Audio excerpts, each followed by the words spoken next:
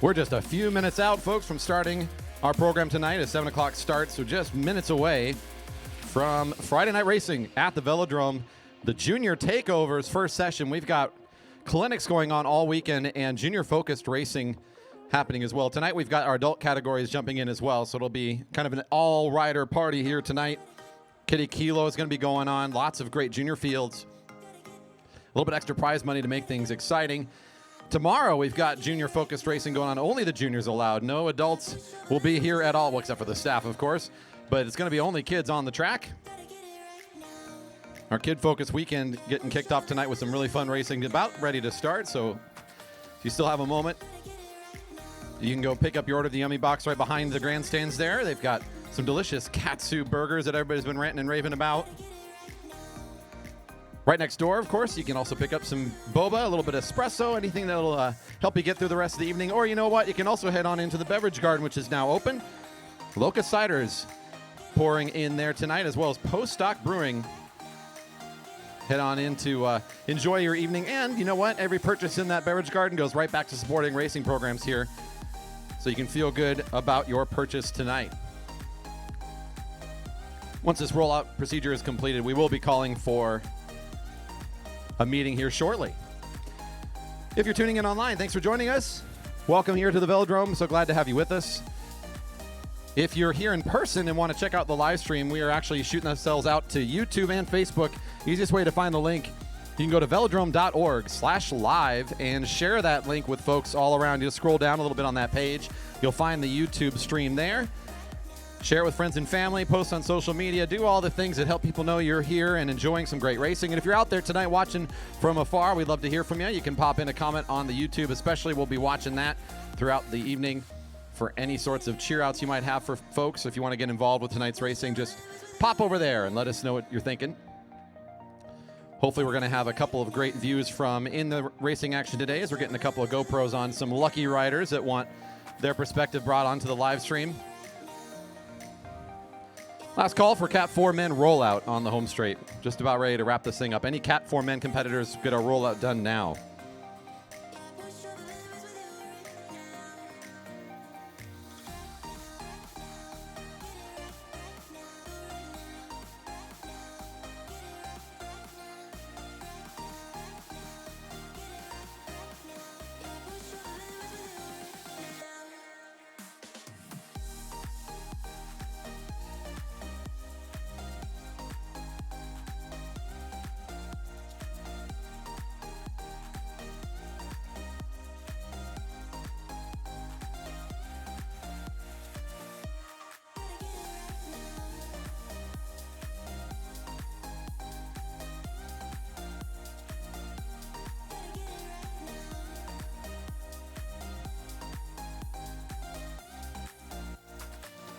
All right, let's gather up on the infield for a meeting, folks. On the infield for our riders. Brief meeting on the infield.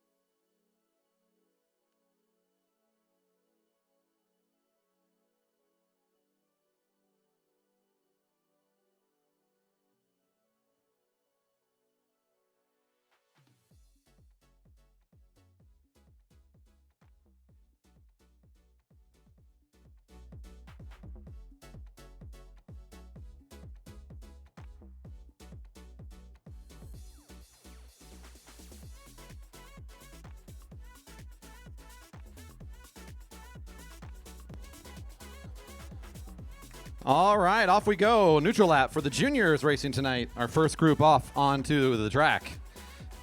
Of course, we're going to start with the juniors. It's Junior Takeover weekend. The Junior C's category today includes some of our youngest riders, 10 through 14 aged, coming together to compete tonight. Their first race this evening is a scratch race. They're only going to go around 4 fast laps. And at the end of it, we're going to ring the bell, and it's going to be 1 to go. And then we'll see which rider comes across the line first. They'll start out at turn 4 as long as they're all together, and one of our officials will give the signal with the whistle.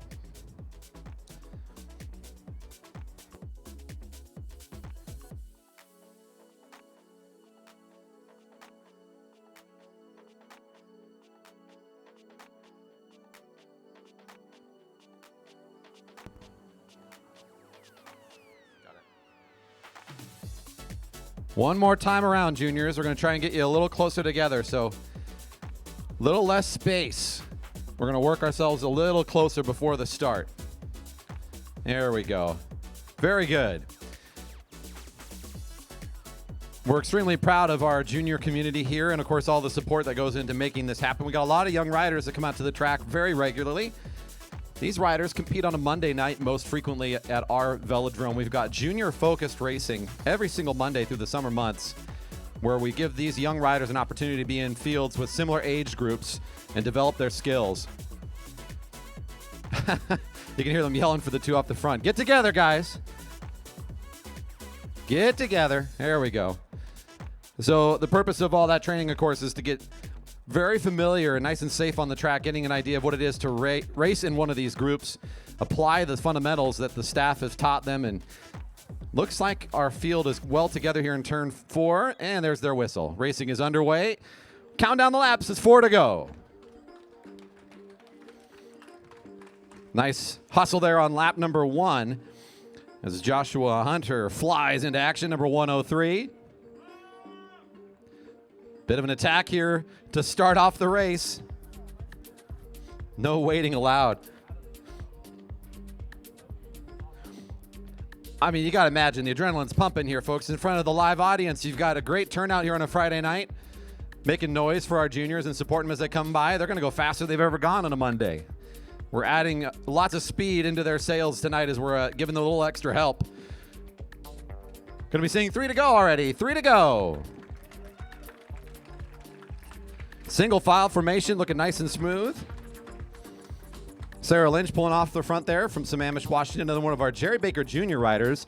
You'll notice the field has a lot of similar jerseys on. That's our local sort of supported team, the Jerry Baker Jr.'s team, black and blue with some red. Starting to get a little bit of pressure from the front, causing a bit of a break here in our Junior C field.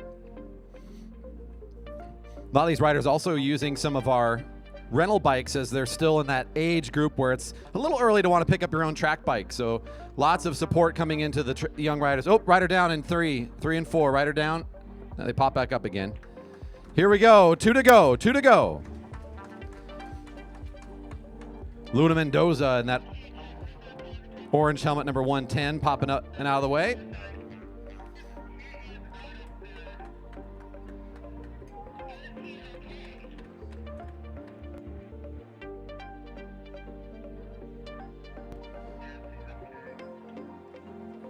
For the most part, our riders taking their turns at the front for about 200 meters and then will pull up and out of the way, trying to show us what it looks like to be in a well-organized pace line. But now they're coming into the final lap. It's 1 to go. The Junior C's in our first race tonight. 1 to go. 1 to go. Number 201 is Milla in the front, making the big attack. Got the long way around the track to go, and she's got a couple riders trying to follow the wheel. Milla's still on the lead, about 4 riders in pursuit. Big move from the middle of the group now, coming around the outside. It's 2 riders going side by side. Oh, it's a great sprint all the way from turn 3. Nice, our home crowd knows how to cheer, I love it. Here we go, one more time. Here comes our finishers coming up to the finish line on their final lap. Oh, Keegan Fairbanks, number 111, will be your winner for the Junior C's first race tonight. But we're all winners because the juniors are here in great number and they're showing us what it's all about. We're checking in on our one rider who did take a plunder there in that first race, and our team rushed to go support. We'll make sure everything's doing okay. We got one more rider on the track as well. So just before we call up our next group, the Open Marymoor Crawl competitors will want to get ready. Anybody jumping into the Open Marymoor Crawl, that's coming up in just a matter of moments here.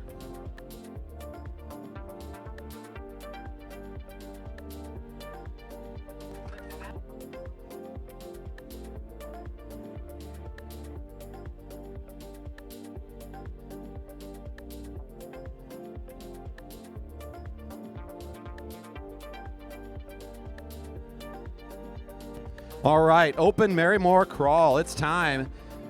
If you want to be in the slowest lap in track racing, the crawl is coming up next. Come on onto the rail to get yourself set to go.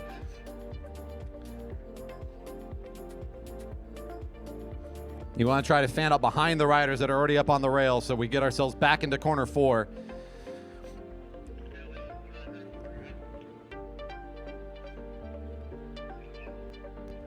The Marymoor Crawl, invented right here at our track a number of years ago. It's sort of our novelty race. It's a slow race to start, and then top speed for one fast lap, and it's a lot of fun to watch the riders as they try to figure out how the heck to keep their bike upright before the bell rings. Imitated across the world, but invented right here. The Marymoor Crawl, always a fun one to watch.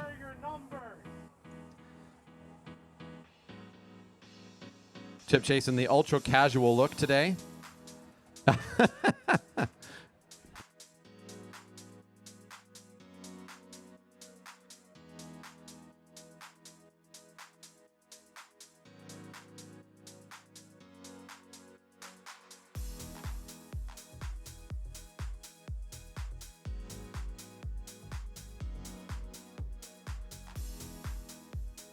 All right, last call here. Looks like we're getting everybody set up to go.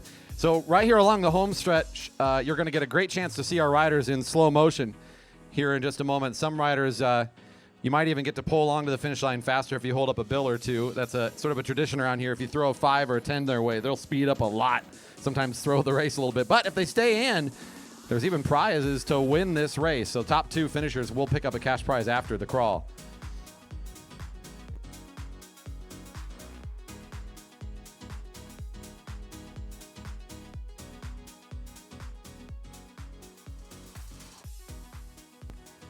All right, and here they go. In a hurry to go nowhere for a long time here. So an undetermined amount of time for these folks. They have no idea. They are not told how long it's going to be, nor is I. I have no idea how long they're going to be out here for. Just a few folks know. One of our officials has determined a time, and our bell ringer is going to be communicate. Oh, that was great, Chip Chase. I think he's in a different race. He got the wrong one, I think. That's all right. We'll get you later, Chip Chase. All right, so otherwise, here we go. So now the job is don't cross the finish line until the bell rings. JC Pyle says, I can stay in place forever.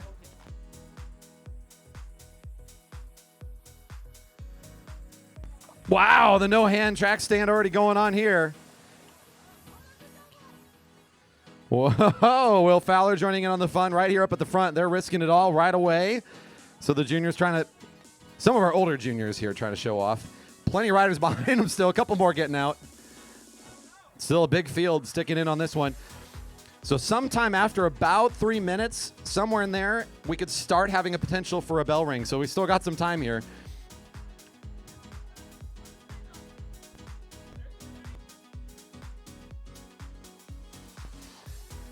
This works because, of course, these bikes are fixed gear. Nobody you have a good chance now to take a close look at the way these things are set up. No coasting allowed, no brakes, no shifters. So the backwards pressure allows them to create this movement here where they can stay upright. I think we're going to go down to Will Fowler for a second here and check in on how he's doing. Yeah, we have Will right here. We're seeing if we can put some pressure on him. Will, how are you feeling? Pretty chill, pretty chill. It's kind of like my home, track standing. Done it for a long time in my life. Yeah, what was your track stand record? How long did you go? We went 30 minutes with hands on the bars and then another 6 with them off. So we can just leave them here for a little bit and come back. That's good. Yeah, 30-minute track stand has been done before. JC wants an interview. JC, how are you feeling? Feeling fine. Okay, I probably have to get out of the way though. I feel like we're getting kind of close. I got all the juniors. Do we have any adults?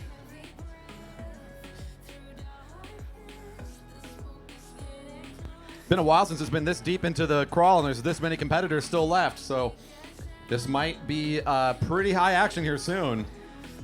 We have Lewis way back here in the back. He's from LA. He's one of our traveling juniors. He didn't realize that this race started at this track. He was like, oh, the longest lap. No, this is the Marymoor crawl. Everyone stole it. I will say, as a hint, start nudging up. Get a little closer. There we go. We're helping him out. Got to help the out-of-towner. Yeah.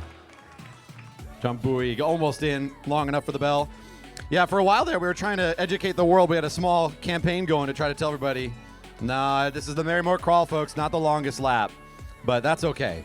We're just glad the race kind of spread around. We saw videos of people racing this thing all over the world for a while. Oh, man.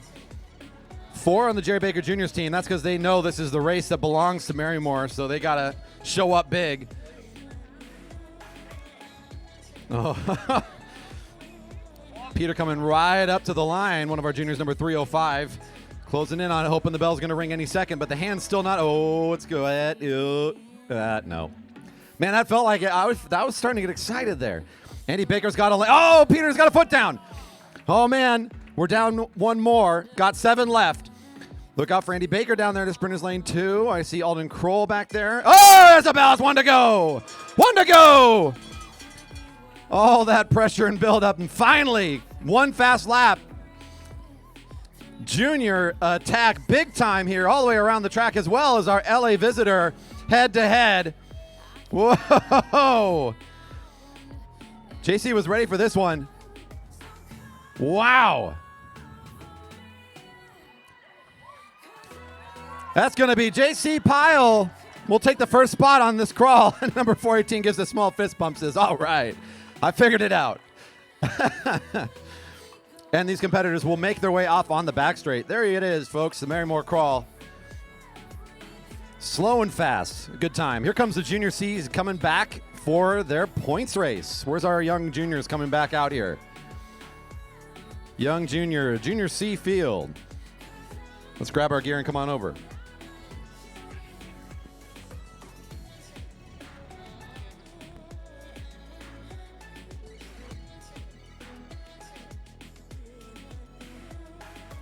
Junior C's. Junior C's, you're up.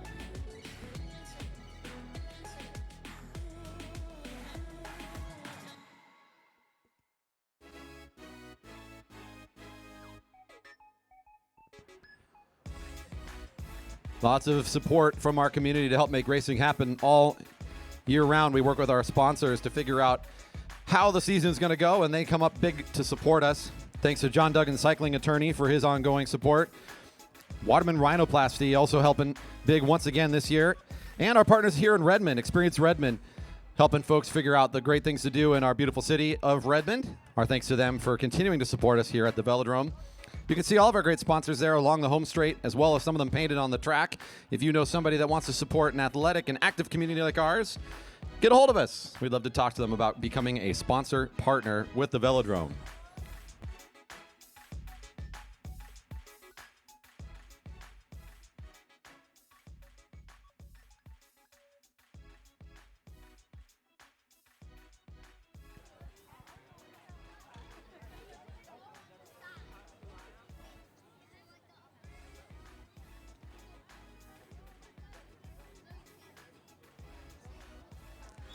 And as they're rolling out, we're actually going to stage Kiddie Kilo. Kiddie Kilo is next. So if you're in the Kiddie Kilo, you need to come over in between the grandstands. I see you, all of you. Kilo, come on over.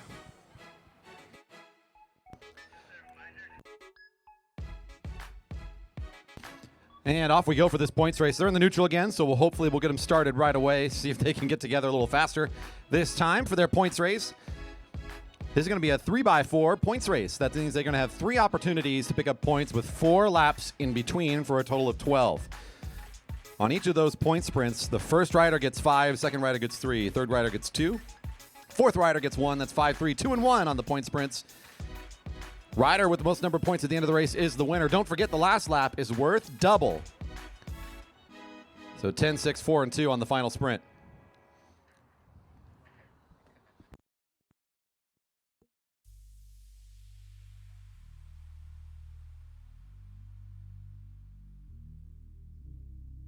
And the whistle was sounded. Our juniors are back at it. 12 laps of point racing underway.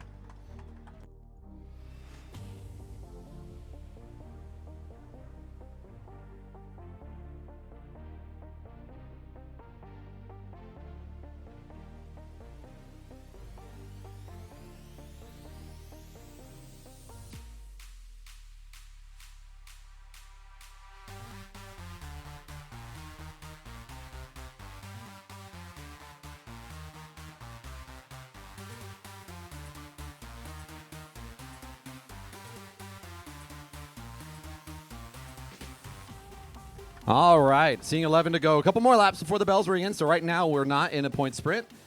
You'll know we're sprinting when the bell is ringing. That should happen for these riders at 9 to go. It'll be their first opportunity for points. We already got the announcement. We're looking for the Kiddie Kilo riders for staging because that's coming up. We got a few more junior-focused races to go. We got the Junior Cs on the track right now. A Kiddie Kilo following that. We have a Marymoor crawl just for the juniors, and then we've got a Camp Velo graduation. We've got lots of kids here today. Somewhere in this midst, I think we're going to try and grab the junior takeover photo just to prove to everybody how many kids we got in our community that are racing bikes. The future is looking bright here for the Jerry Baker Memorial Velodrome in our community. 10 to go. Bell next time for the juniors. Bell next lap.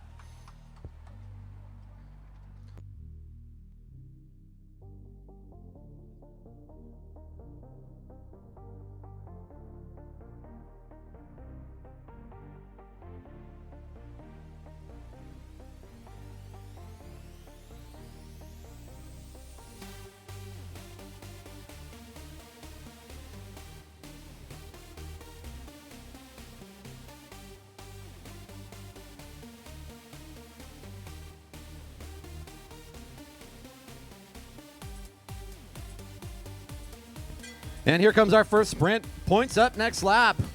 Who wants to be the early leader in our points race? A little bit of hesitation. And there goes Milla right from the middle of the field, number 201. We'll get things going.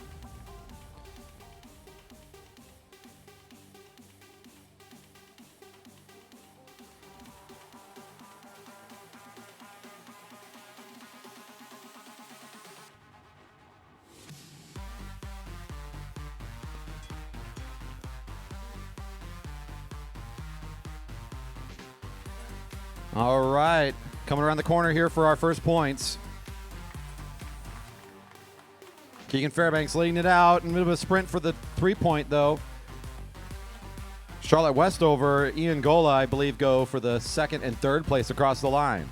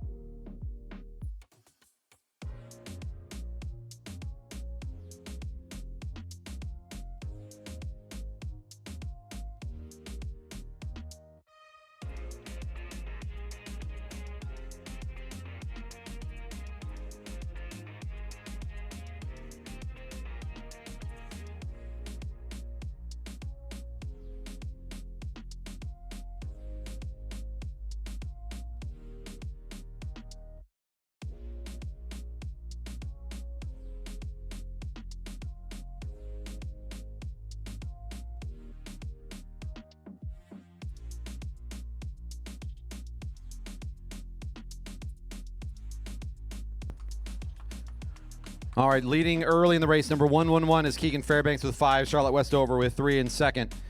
Ian Gola in third with 2, and Milla picking up the 1 point is sitting in fourth.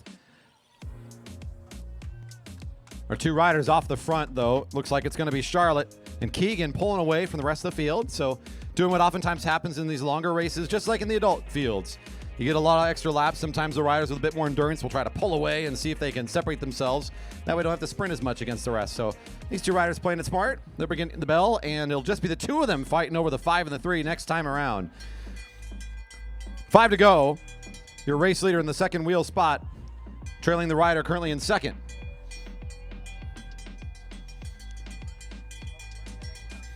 Bell's ringing as well for the field, just as they crossed the finish line a moment ago. On the back straight, though, you'll notice our two leaders.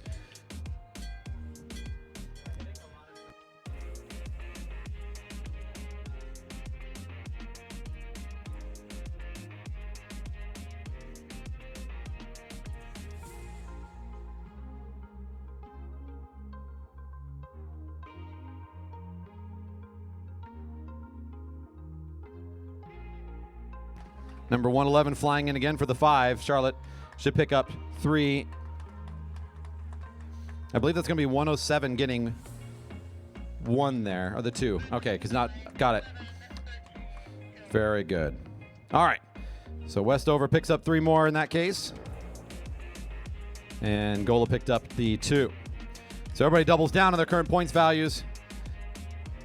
Order still remains the same after that first sprint, and the second sprint should be looking very similar. And one more sprint to go. They got a couple more laps here before that final lap.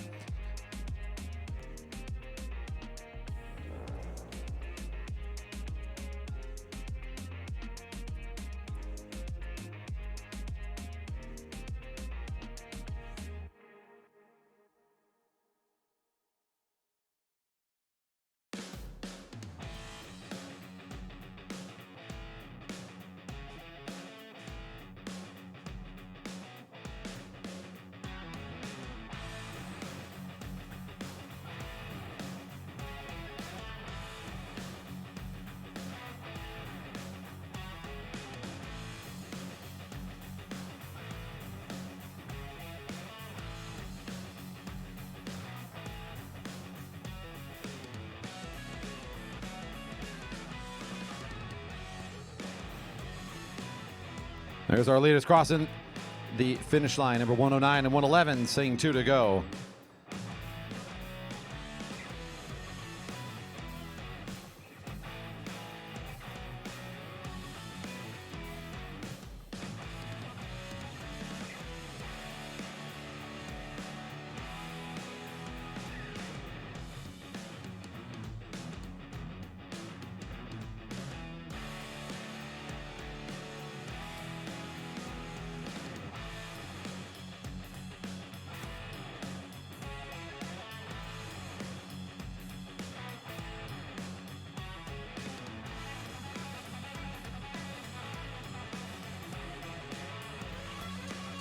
There's that bell for the final lap.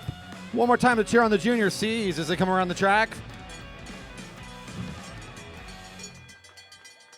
One more race left for these riders later tonight, but this is their last chance to pick up points. Your race leader on the back straight is the rider in second position with the blue jersey on. And the yellow frame now starting to accelerate. It'll probably be these two coming around, and looks like Keegan trying to take the lead spot. Trying to wrap this race up with Charlotte on the wheel. Put your hands together for these two finishing up here. Nicely done. One more finisher coming in as well. On the back straight, a few more still coming around. Here comes a nice sprint out of turn 4. Ian Gola making a nice move around the outside, and great work. A couple more finishers coming across the line.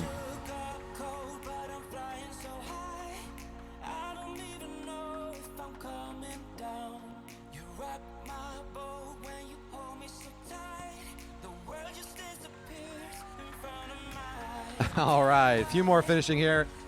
Getting help from the crowd. Nice job.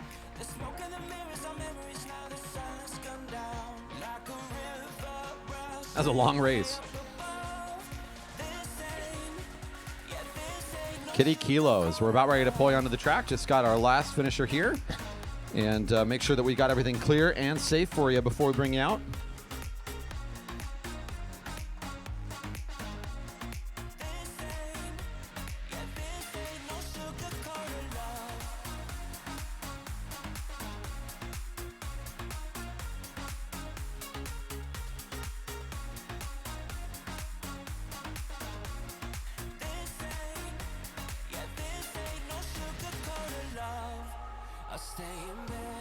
All right, Kiddie Kilo coming up. We've got our youngest, our smallest riders of the future here coming onto the track.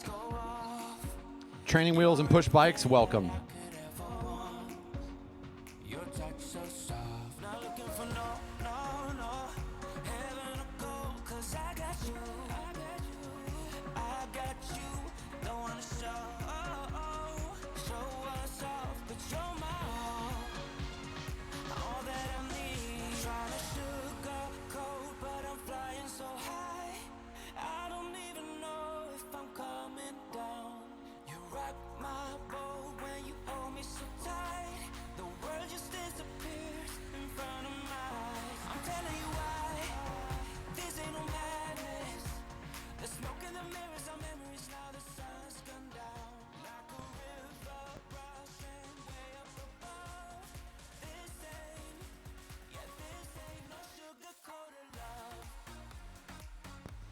All right, just getting ourselves set up for what will be a very fast sprint down the home straight for our youngest riders.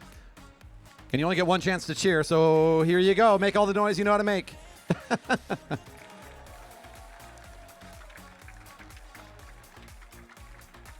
Nice work.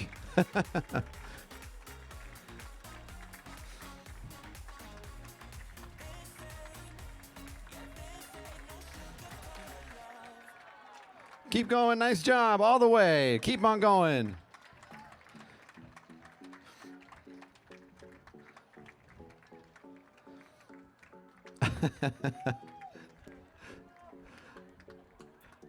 Looking glorious on that push bike. Nice and comfy. Cruising down the home straight.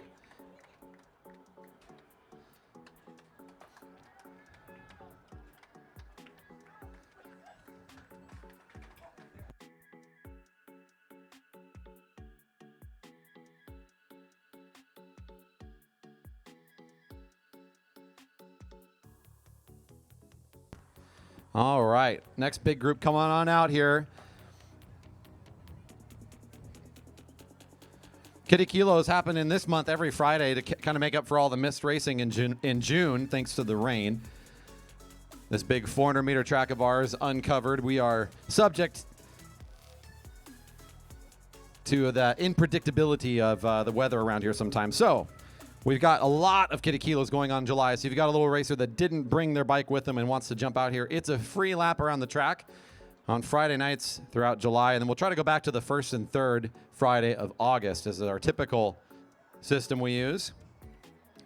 This is a big group. They're going to be going around the track one time. So they can come all the way back around to where we are here and end in the grass after their one lap around the track.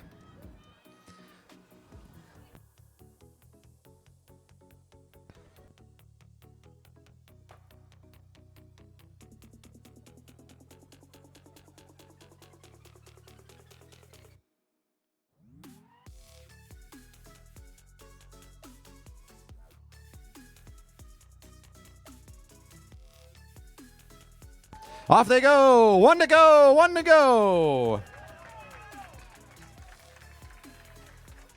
Skillfully navigating that situation there. Nicely done. Off they go through turn one, who's making lots of noise as they go by. Number 51 braving the track. Number 58 braving the track a little bit. Stay down low. It's safer down there, guys. Stay to the left. I know it's tempting. You want to go up where the big people ride. Who wouldn't? It looks so fun. Here goes our second crew out. So two groups out for their lap around the track. Whoa, there's a zoomer in that second group. Look out.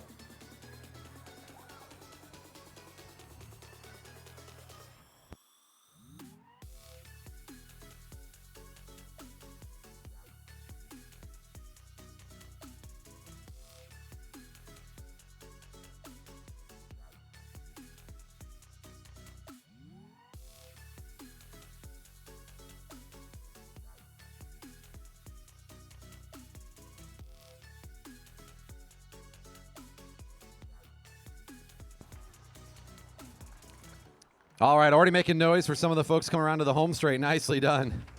They're all over the track. The kits are everywhere, just like we like it. All the way into the grass. Keep going. Nice job. Keep going into the grass. Yep. There we go. There's our first finisher. Way to go. We're going to park ourselves in the grass, kids. You're going to stay over there and watch all the other kids race. So we'll keep all the kids over here in the grass and finish up the rest of our Kiddie Kilos before we leave. Nice job. That was a fast group. Here comes some more coming around the turn, passing the beverage garden.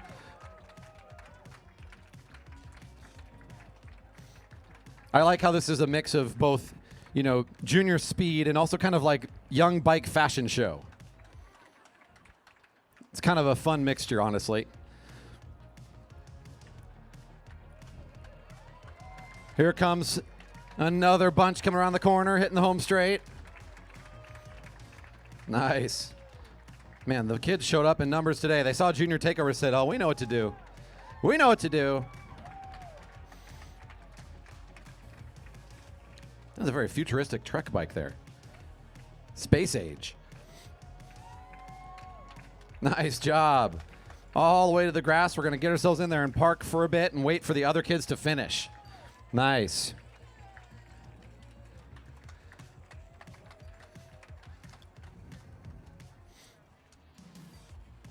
Coming up next, we've got a couple more groups for our Kiddie Kilos.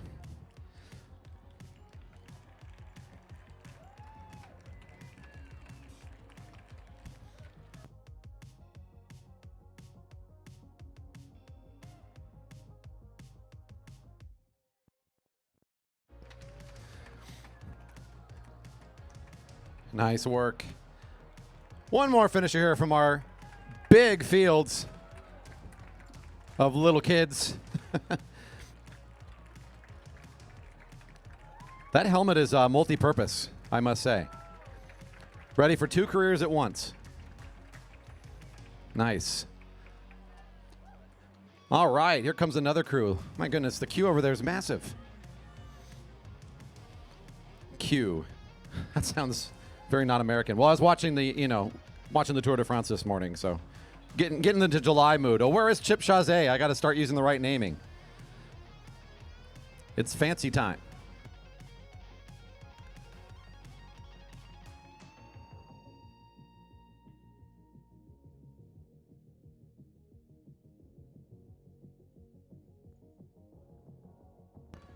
All right, another big group going out here with the even bigger bikes. Ooh, ferocious. 53's on a big attack here to start it off. Nice. Whoa. That is one heck of a spin going on from this crew. Look at those legs go. They are churning. Whew. They're probably generating some heat over there. It's moving so fast. Whoa, a pass on the back straight. Look at that. All the fun of racing going on here, even for the junior, or young Kiddie Kilo riders, I should say.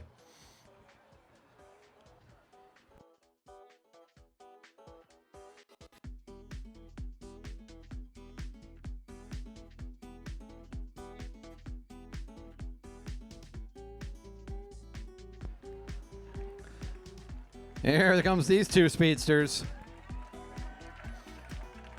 Ah, a little track time. I see you. Say, I earned it.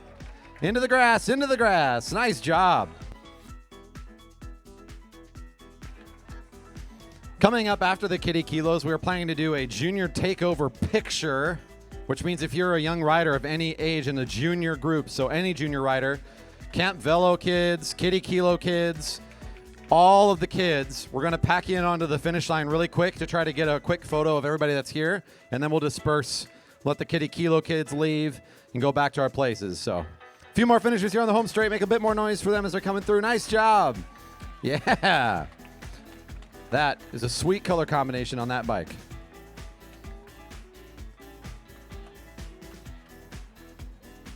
Oh, man. Even bigger this time.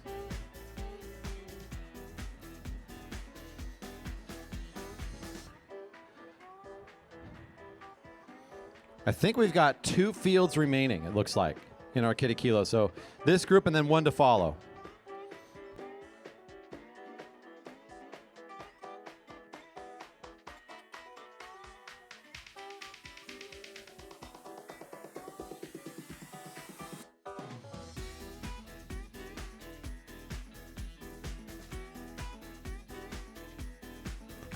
All right, big move right from the get-go. That's 28 up and out of the saddle on the opening attack. Whoa! Zooming around this thing. They know how to ride the Velodrome, no problem. Even look over the shoulder. This guy's, he knows this up. Man.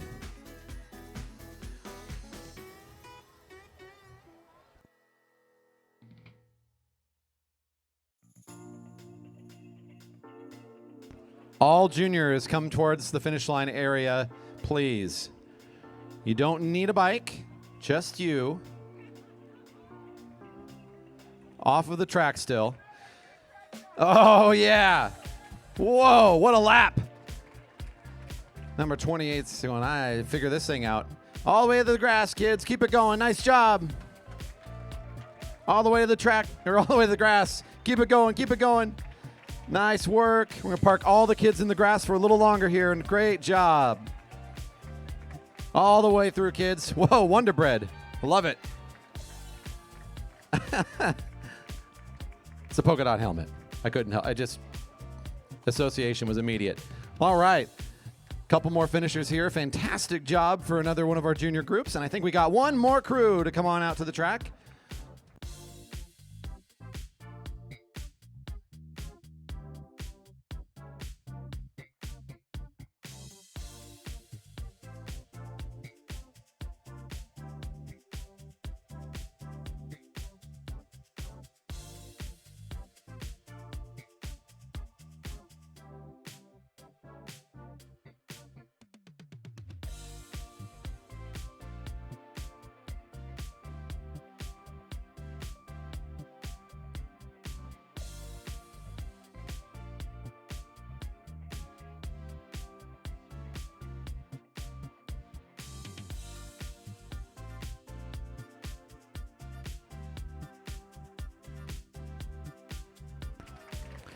And one more group to go around. Don't forget that our young riders are encouraged to come check out the Camp Velo programs that go on here. Our junior camps go on for the week. You can sign up for them through velodrome.org on Monday through a Friday in the summer months. There's a few still remaining with a few spots. At the end of that, riders will have what they need to start racing on a Monday and continue to be a part of this racing community. So check it out on velodrome.org. Go to the education tab and find the junior programs there if you're interested in getting a young rider signed up to learn more about racing at the track.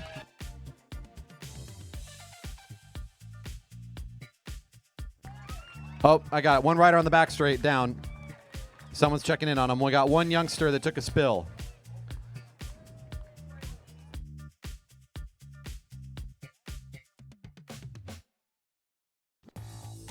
Nice. Here we go. A couple more coming across the line. Thanks for racing here today on the Velodrome. Great work. Into the grass, kids. Very good. Okay. Juniors, Kiddie Kilo riders, all of you, please come towards the finish line. Amar's waving you to come over this way. Just bring your bikes. Come on over. Well, the Kiddie Kilo kids need to. Let's have all the Kiddie Kilo kids in front. There you go. Perfect.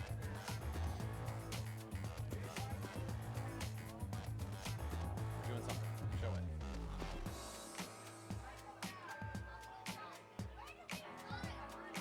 I've never felt. It's just looser than usual.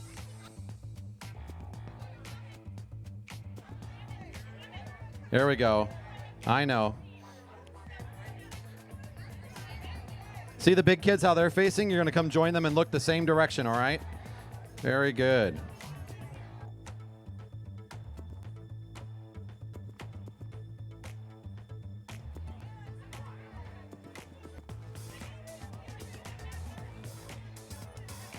Yep, keep coming a little bit further, kids. A little bit further. There you go. Keep going. Nice job. Almost there. That should do it. There we go. Can you get them all? Okay.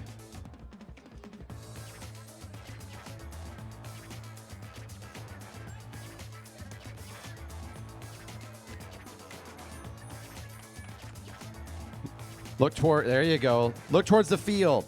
There you go. See the people waving at you? Give them a good smile. There you go. Sure. I already get one. Okay. Hey, look up here, everybody. Look up above you.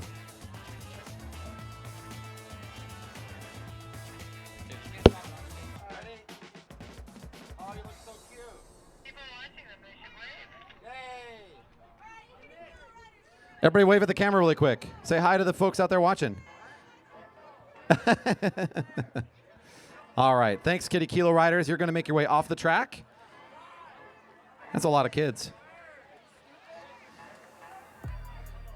Hey, one more round of applause for the Kiddie Kilo competitors today. Mom and Dad for helping show up and support the racing, all the fun that we're having.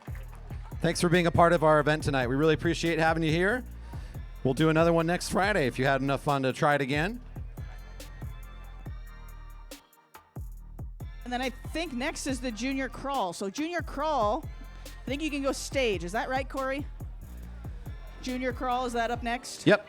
Junior crawl, go stage in corner 4. Junior crawl, stage in 4.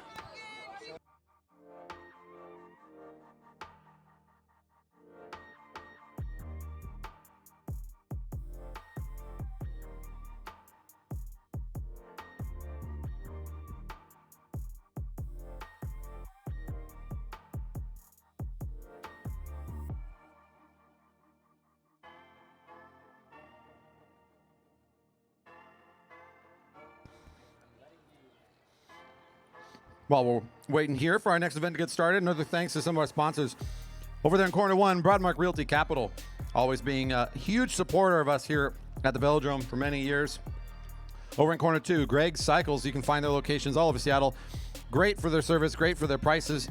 Known for helping get folks on bikes for a long time here in the Seattle area. And Greg's Cycles has always made their presence known here at the Velodrome and supporting our racing community.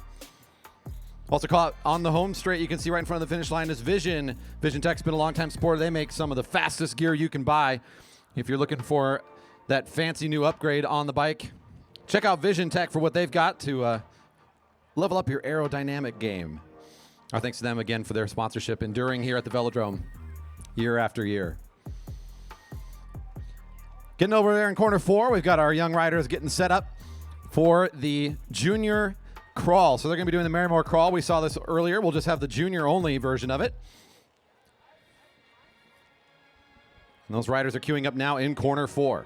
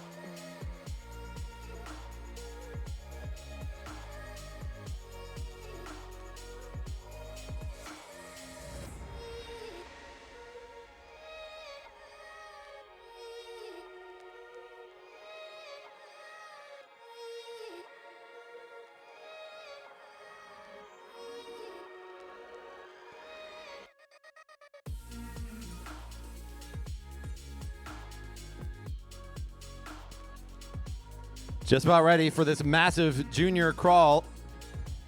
Again, they're not going to have the information of how long they're going to be out here for. There's going to be that bell at some point, and then they get to go for one lap around the track. I will say this is typically shorter, Dot, between like 1 to 3 minutes, not quite over 3.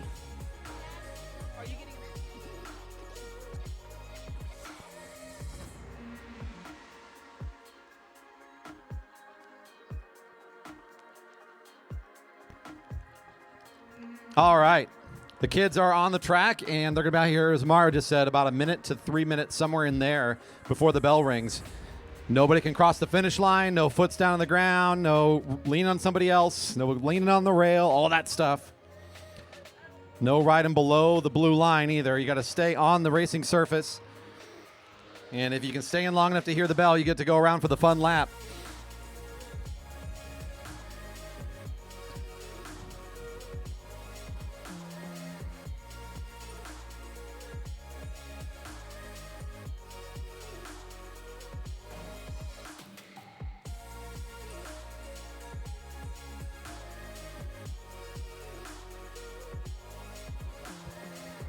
All right, Corey, I'm down here. I got a little bit. I don't know if the mic's going to reach, but I have to talk to Alex because he came all the way from Alberta to race this weekend.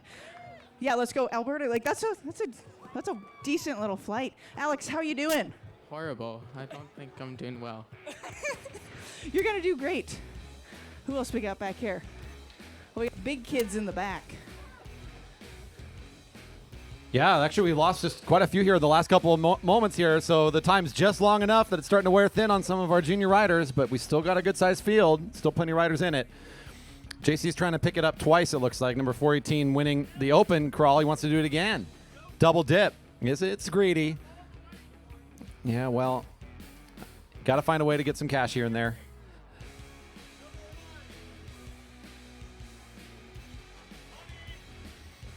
Number 18. Oh, there it goes.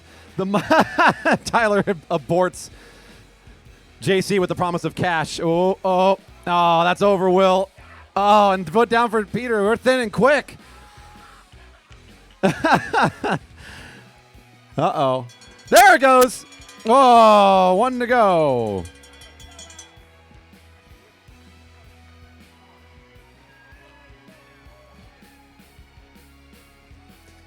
Three down the back straight, nearly on top of each other. Looks like that's going to be Henry Kaiser in the lead-out spot. Our LA competitor on the wheel, trying to hold on to the acceleration. It might be two riders up here in a moment as he's about to make contact. Can he continue? Carry on the momentum. Is it going to be enough? Still Kaiser at the front. Looks like the Laser might be able to hold on to this one. The Laser will take this one home. And our out-of-towner, 449, picks up the second place finish in the junior crawl.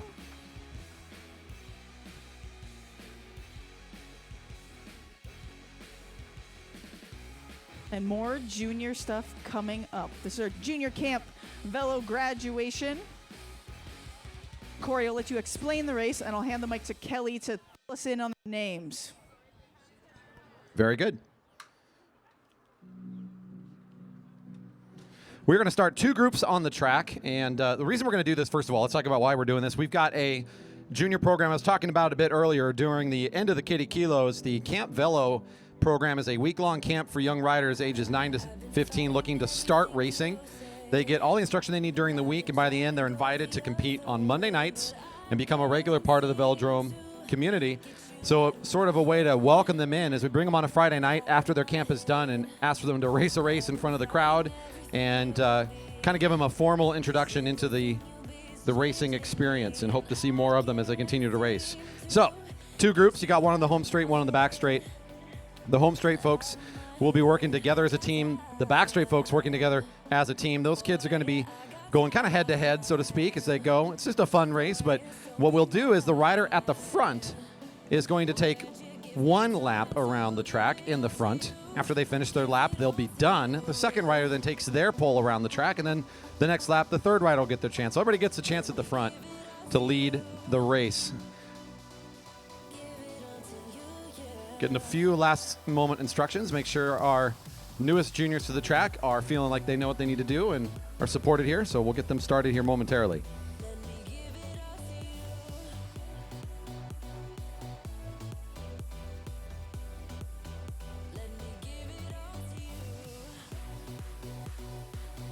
All right, Lucy, on the back straight, are you ready? Front straight, are you ready? We're almost ready. Are we ready? Okay, so front straight ready. Back straight ready. Corey, do you want to get us started? And James will whistle at the same time. Corey, give us a ready, set. Oh, and we're going. There was we a go. whistle. The officials took care of it. So your voice is so much better than mine. All right, Kelly, though, you're going to tell us who these riders are. All right, on the home straightaway, starting out, we have Zubin, followed by Cooper, and then Rohan. So they're going into corners 1 and 2 right now. Coming through corners 3 and 4 right now, we've got Aryan on the front, followed by Samuel, then Israel. You can see them working together as a team on their laps. The rider on the front will pull out of the way for the second rider each time they go around. They'll just lose one as they continue for their 3-lap event. They're going for the middle line on the home straight, so they're going to go There's a kind of a black line opposite us you can see on the back straight. Right in that middle point is about where they'll do their exchange and give the next rider a chance. Kind of looks similar to a team sprint with this number of riders.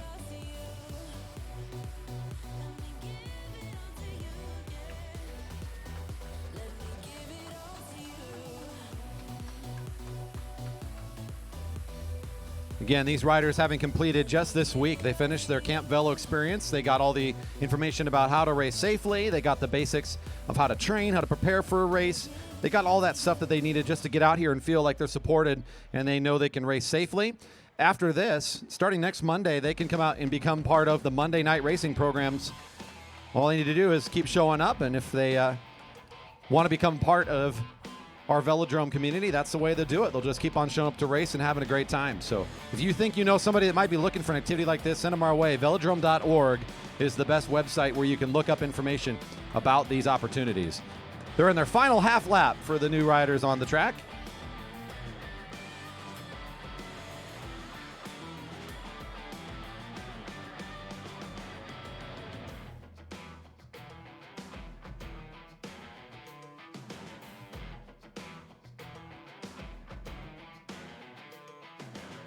And that'll just about wrap it up. I think the back straight might have gotten there just a hair earlier than the home straight, but first of hopefully many chances for these young riders to race here at the Jerry Baker Memorial Velodrome. Juniors are going to all come off the track and set to start next. The Cat 1-2 men for their elimination are about ready to come out.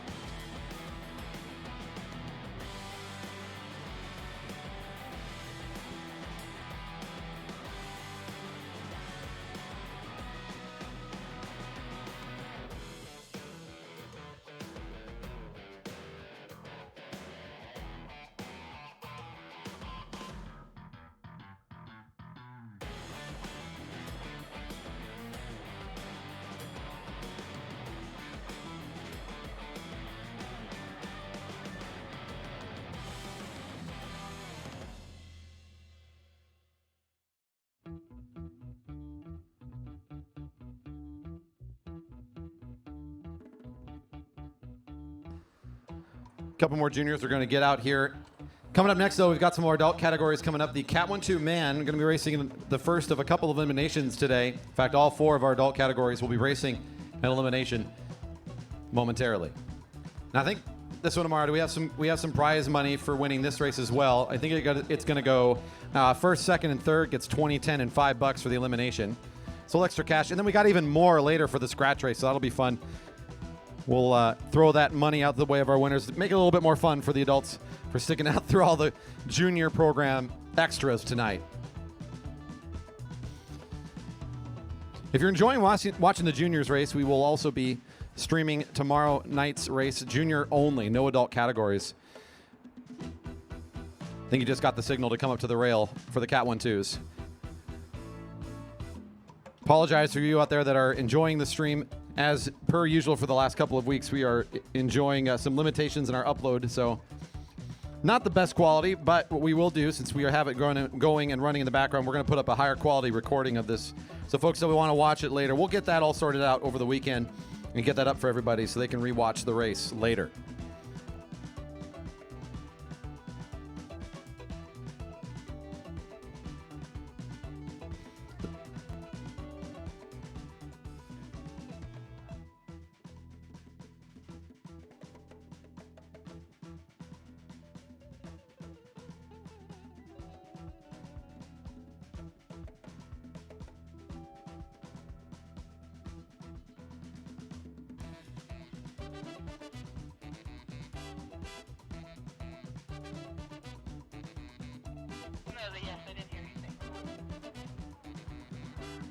And off we go for the elimination, the fastest neutral in all of track cycling. We'll get them started out turn 4 if they can all get together in time.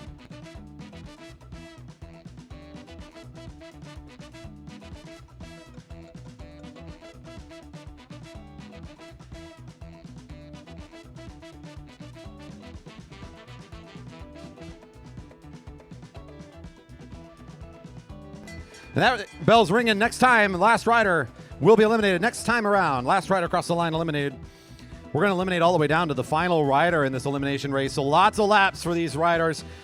And you can tell the tempo is just on a whole nother level in these races because right away, you've got to be going quick and getting into position. You notice riders sort of setting this front edge, trying to be at the front of the field so that they're sort of in a safe spot. It's the riders at the back that have to do the work of sprinting and sort of competing for their position. 21 is Alden Kroll. Alden Kroll, number 21. My most important job here today during the elimination, of course, will be to relay the number and the name of riders as they're eliminated from our officials team, confirming which rider it is that will be pulled. What you want to do is watch the riders in the back at the top of the track. They're going to be the ones that are most interesting as they have to maneuver every single time forward and back around the side. And watch how they come across the line. You're watching for the final rider, not the first. This one might be down low. It is 23, Carl Hofer. Hofer parked in the sprinter's lane. And as you were watching, there was a rider in blue from Center Cycles who was the next closest, but his acceleration on the right-hand side, and because he had all that running room, he was able to make the move around the velodrome, around the group, all the way past the rider down the sprinter's lane, despite having such a disadvantage at first. So able to do the sprint. You'll see several riders do that in this event here tonight. Or he's shaking his head. As number 40, Matthew Brady, caught out in the bottom of the track there. Similar to last lap, Brett. If you go down to the left, tactical opportunities are taken away from you. The comfort in that nice consistent pace, though, and a great draft. It all feels so good, but what you got to do, in fact, one of our riders just now doing this in the white with the blue helmet, puts a little bit of pressure on the back pedals to slow down and goes way out and around because he knows he has nowhere to go. So making a nice adjustment here. We'll see who's next. Number 8, Chip Chazet. The man in black and green at the very bottom barely caught out that time as it looked to me as Ludo Max from Beat Cycling in the middle just edges up enough to hold on for another lap.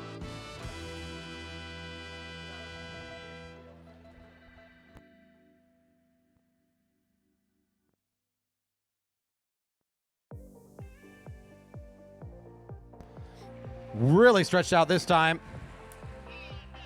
17 is Darlene.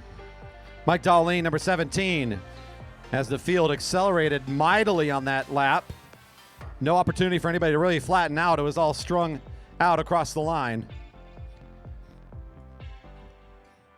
Seen Darlene have some great elimination races this season so far, as he's been playing the role at the back end of the field very well, but not quite able to snap himself around in time for that one.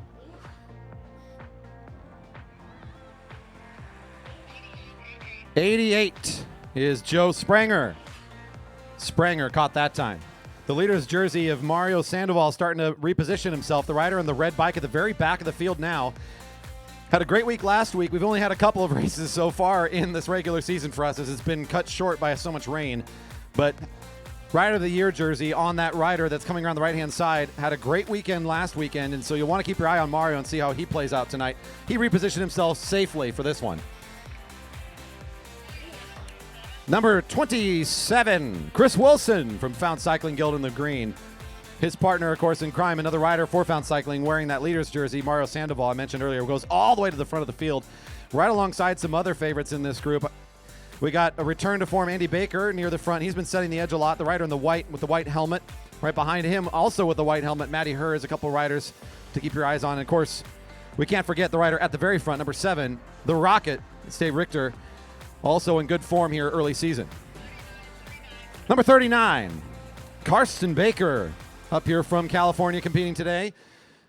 The fancy disc blue wheel there pulled that lap. Working our way down. We're eliminating down to the final rider, so lap after lap, we're just going to continue to shrink this field down. How many laps can you survive? The longer you survive, the higher you place. Lots of changing in the lead position in this particular race.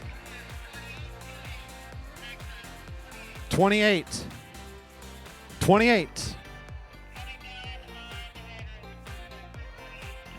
Isaac Jurassic for coming down on the right in the sprinter's lane, number 28. Isaac Jurassic, number 28. No pull this lap. We have number 28, Jurassic, eliminated. Number 28, Jurassic. Come on, guys. There we go. Neutralizing the race, neutralizing the race.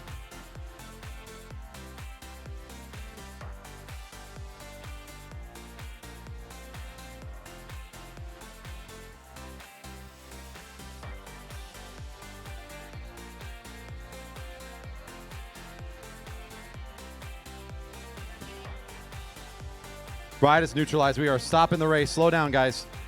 Bring it down, bring it down. Down low, down low, down low. Very good.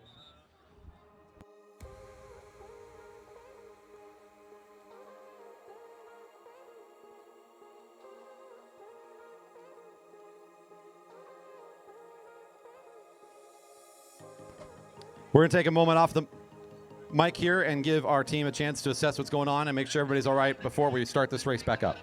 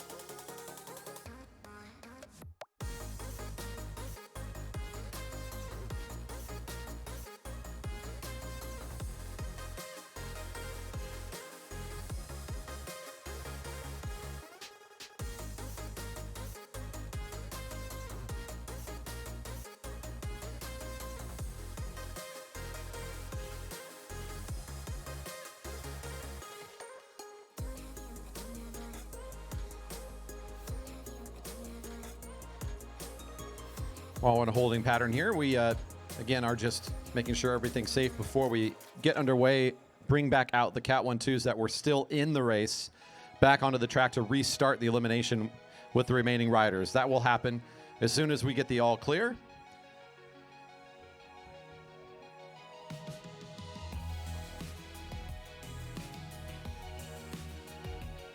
You might be surprised to hear that the fixed gears, the lack of brakes, makes this one of the safest forms of racing on a bike.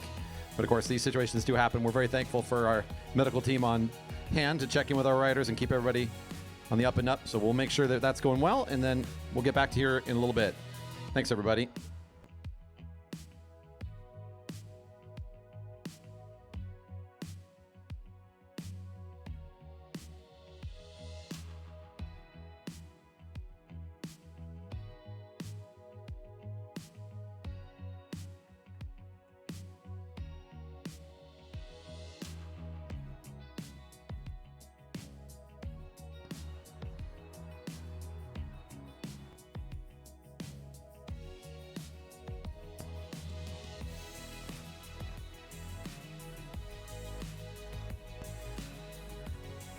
All right, well, we can Rest assured that our rider at least getting off the track in their own power with a little bit of assistance. Looks like we're doing okay, and we will check back in with Nick later tonight and see how things are going. For everybody out here on the outside, we're about ready to call things for the race. Our Cat 1-2 men should not go anywhere. We're just about ready to restart as soon as we finalize some things on our end.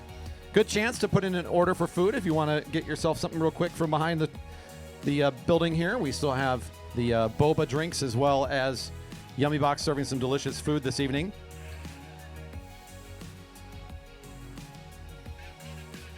We're going to call the Cat 1-2 men that were still in the race to the rail, please. Riders still in the race to the rail to restart the elimination.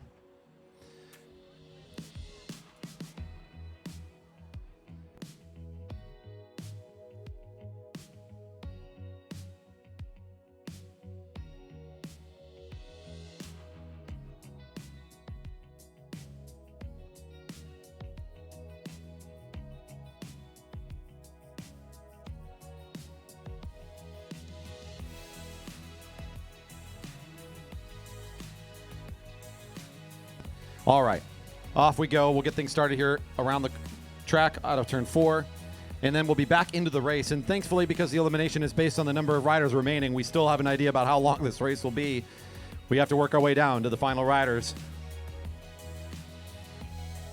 10 remain in the group.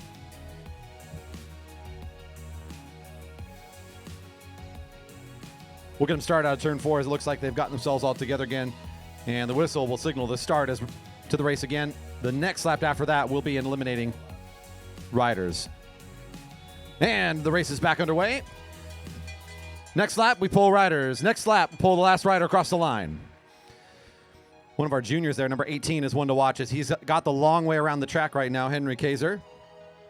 On the wheel of a couple riders strung out behind this field.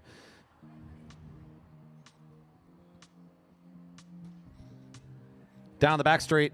Bunching up in turn 3 a bit, and the acceleration still has to come from the junior if he can get up around the corner. And a little bit of rotation coming down. A rider in blue down to the left part of the track. Can they find a bit of room in the sprinter's lane? Oh, boy. Number 18, Kaiser. Number 18, not quite enough to catch back onto the speed of the rest of the field. Down to 9. Andy Baker has found himself at the lead position now. The rider, the white helmet, the white and blue kit. Right behind him, he's got both Matty Hers and John Bowie sort of flanking right behind him. Again, we're more interested in the riders at the back and how they position themselves in this field.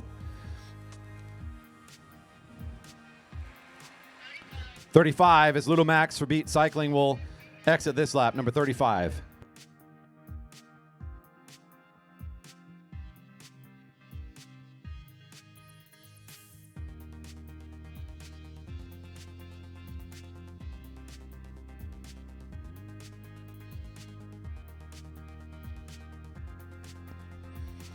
Okay, once again, the rider in the blue trying to find some room down low. Will it work this time? Number 2 is Kenny Williams, not able to find the room he needed this time. Number 2, Kenny Williams. 7 riders in the group remain. It's still Baker sitting at the front. He's now got the Rider of the Year jersey on his right-hand side. Mario Sandoval currently wearing that.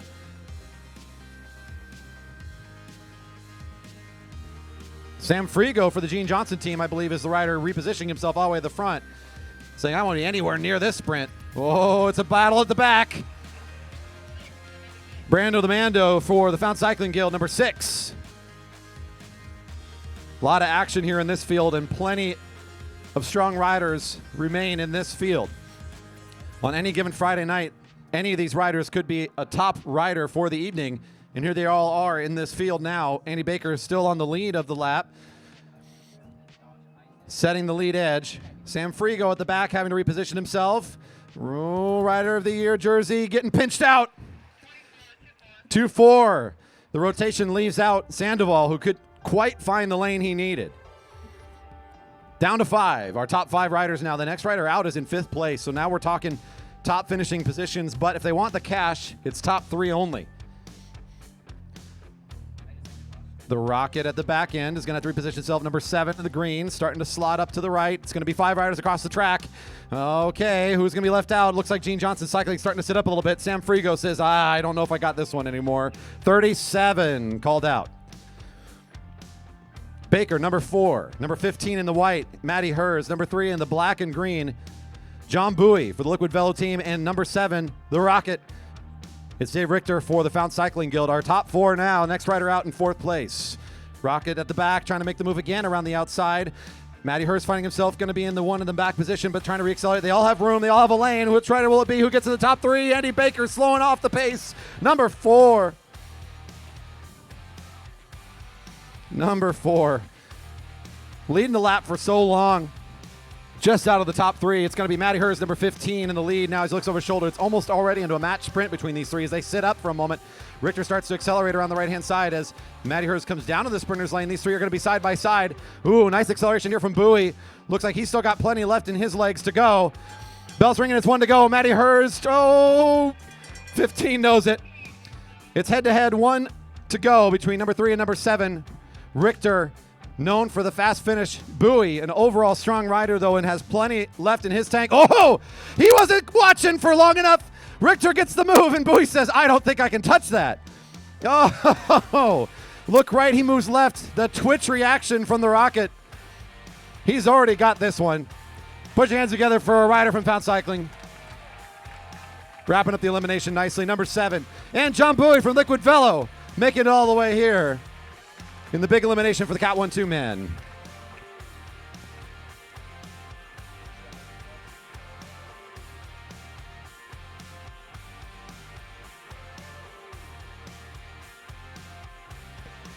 Here come our open women elimination race now. The open women to the rail for the elimination. On deck, Junior C riders. You're up after the elimination, and you can tell how long it is till it's your turn by looking at the field. So Junior C riders, watch how this field goes down once there's a few riders left. Get your bikes and be ready to start. Junior Cs are up after the elimination.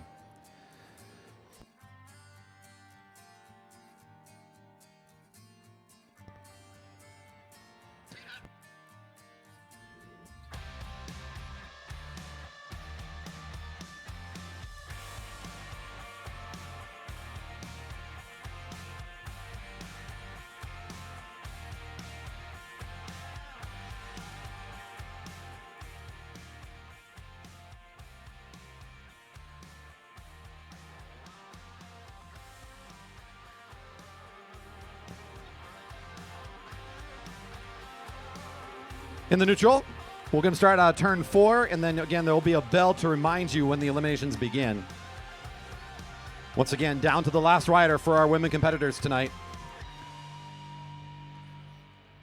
Enjoy what we're seeing here. Well, we hope you will find time in your busy lives to come back and join us again for more racing, either here in person or online on our streams. Of course, you can find us here on a Friday night any week that there's no rain at 7 o'clock during the summer months. So our main season runs from June through August with the preseason in May and usually 1 week of postseason in September. As the rainy season picks up, we tend to start shutting down. There's that whistle. And next time around, the eliminations begin. If you've been tuning in and watching on the live stream, again, our apologies that our upstream has just been not the quality we're looking for, but we will re-upload a higher quality version of what you're watching today over the weekend so you can re-watch this in all its glory in HD, 60 frames per second, all that fun stuff. We'll take care of you, don't you worry. Down the back straight, our field getting together. This will be our very first elimination, so lots of riders in this group tonight. And the last rider across will be eliminated every single lap until we get down to the final 2.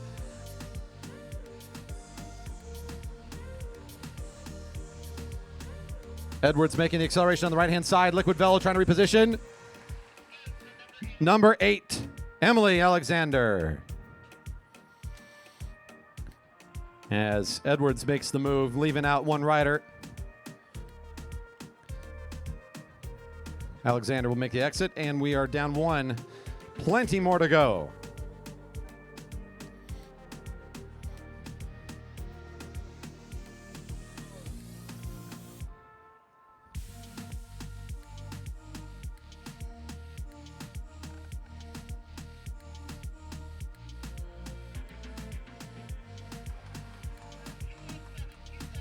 .217, Claire Law. Claire Law.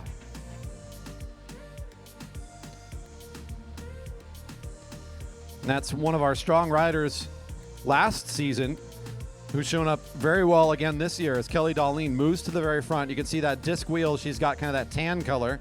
She's a junior rider. She was out there during the junior photo, and she's one to set the tempo. Definitely one of her strengths. So she'll sit at the front and feel safe for a long time there. Number 7, Doherty. Doherty from down in the sprinters lane caught that time. Hometown of Donegal, Ireland. Yeah, check that out.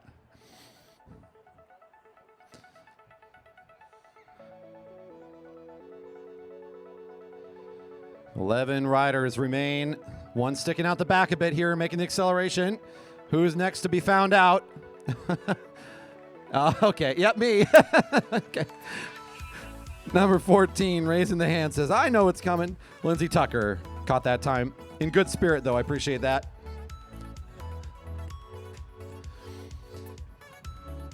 If you're enjoying watching the adults race out here on the track, I talked about the junior programs, of course, but there is also adult tracks available here at the Velodrome. Adult track courses available here at the Velodrome. You can sign up for those as well through our website, velodrome.org, to get involved and start racing as an adult rider. Just a 4-hour class on a weekend will get you ready to go. Oh, here we go. Might be down low this time. 2:02 by an inch. It's Bella. 2:02. I don't know. Mara was looking awfully suspicious in the middle. That was close. Whew. That was a good one. Couple more laps here of elimination. In fact, let's see where we're at now. Looks like we're at 10 riders in the field. 9 riders make it. So we're working our way down. A rider in the green has a long way to move. Starting to accelerate here for Fountain Cycling, trying to go around the outside. And that leaves number 5, Heather Nielsen, in the sprinter's lane with nowhere to go. Number 5, Nielsen.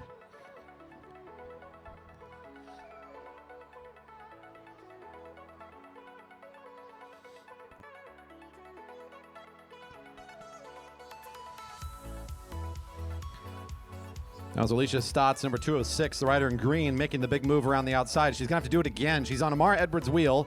They're both dangling behind the field, ready to accelerate and go around the right-hand side if they got the room. Edwards is saying, how much work do I have to do? I'm just going to try to beat Alicia. Oh, not this time. Number 4 called that time. Number 4, Edwards. Trying to play the game and just got caught out at the last moment. 7 riders left in our field.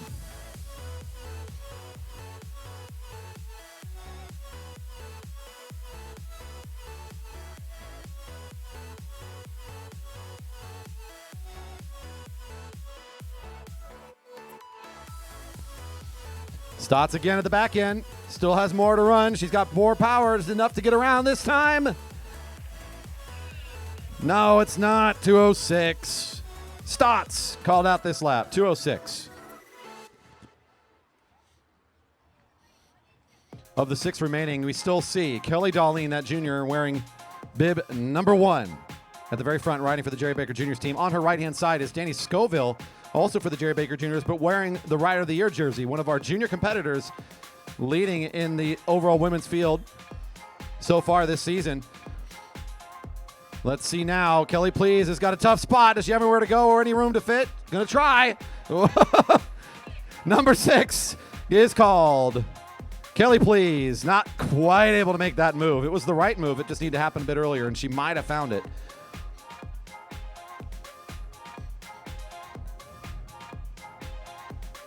In the red is Becca Book in this group as well. We're now into our top 5, so you can see the rider there in the red. She's got the most boxed-in position currently, so we'll see if she's able to maneuver herself in a way to stay in this race. Lucy Gilchrist now for the Jerry Baker Juniors has the power position in the back right of the field. She'll make the move, leaving Becca in a tough spot.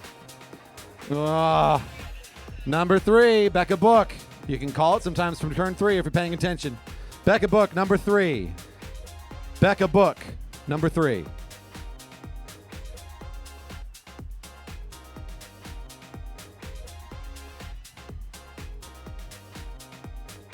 We have a volunteer this lap. We are pulling, but one rider off the back. We have a volunteer this lap. One rider off the back. We are polling, but not one of you three. We have a volunteer off the back. We have the volunteer off the back. Volunteer off the back. You're all in. All three of you are still in. Very good.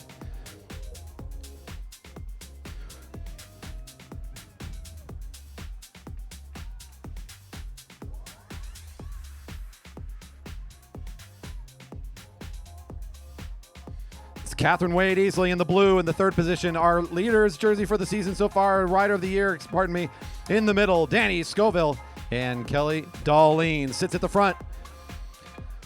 Top three now. We're into the cash. Who's out next? Catherine Wade easily on the wheel of Scoville, trying to accelerate to come around the right side. Darlene looking very comfortable right now. It'll be 88, Wade Easley. 88, the two juniors head to head. In a matchup we've seen already a couple times this season. Kelly Darlene riding bib number 1, an overall strong rider. Scoville, the younger of the two, but with a very good finishing kick. She's got great power to the line. Try to put that on the show for us this evening. Man, the cameras are out in big force on turn 3. I just saw all those guys out there. We've got the media production in every corner. Oh, Scoville's giving it up. Kelly's riding away. Darlene to take this one. Leading the field almost this entire race, and she still's got more motor to go. Number 1, impressive tonight. Hey, Danny Scoville with a fantastic race tonight in the elimination as well. Another one of our junior competitors.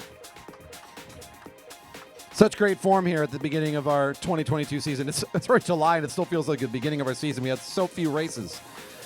My goodness. Junior C's, thanks for being ready. Come on up.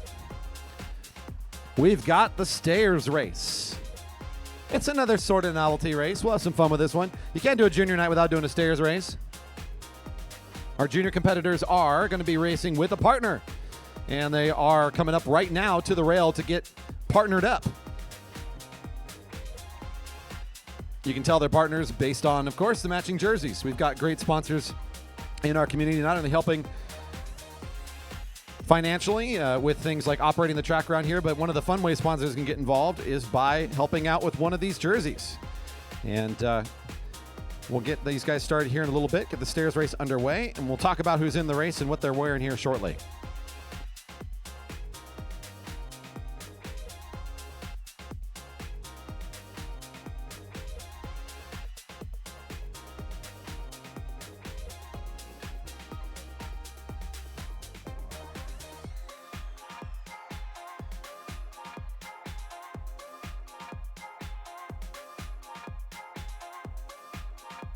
We have a couple of our final 3 from the women, open women, that are being stairs, so they needed just a minute.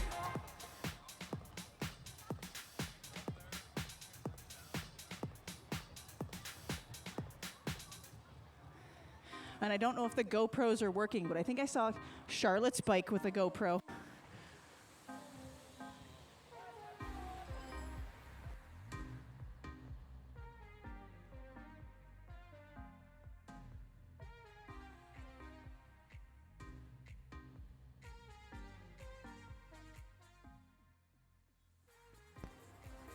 And off we go for the neutral lap for the stairs race. Peter, go a little faster. Peter, just go faster. You can go down to the black too. Just get this thing moving.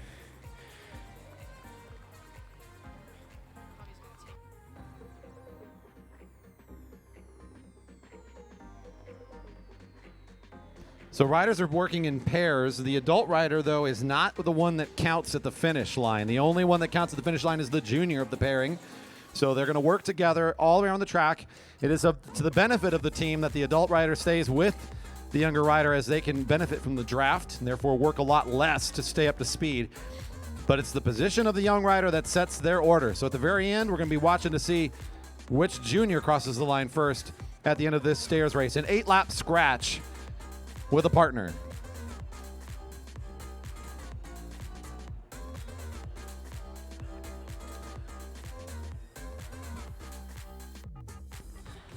Whistle sounded, racing underway. I'll help you out, Corey. I think I know the names maybe a little bit better. I think we have Andy and Keegan in the rainbow jersey at the front. The Baker family. We should have some cheers for that group. The rainbow team. The green. Who's team green? I think that's Carl and Luna.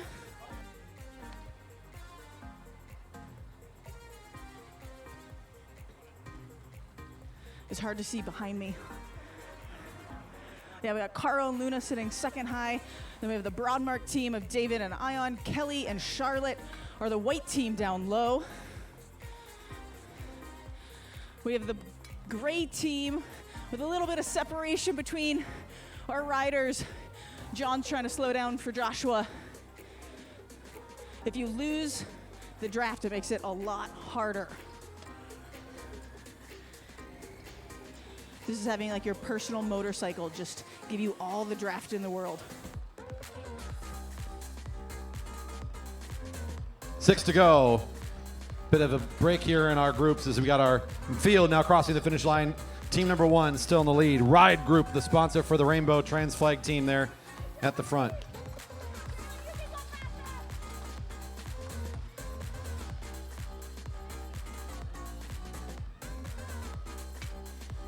The Broadmark yellow team also near the front. We see nice bunching of that field. Couple groups in the chase behind them, but at the moment, looks like 6 teams have made their way into this group at the front, saying 5 to go. 5 to go.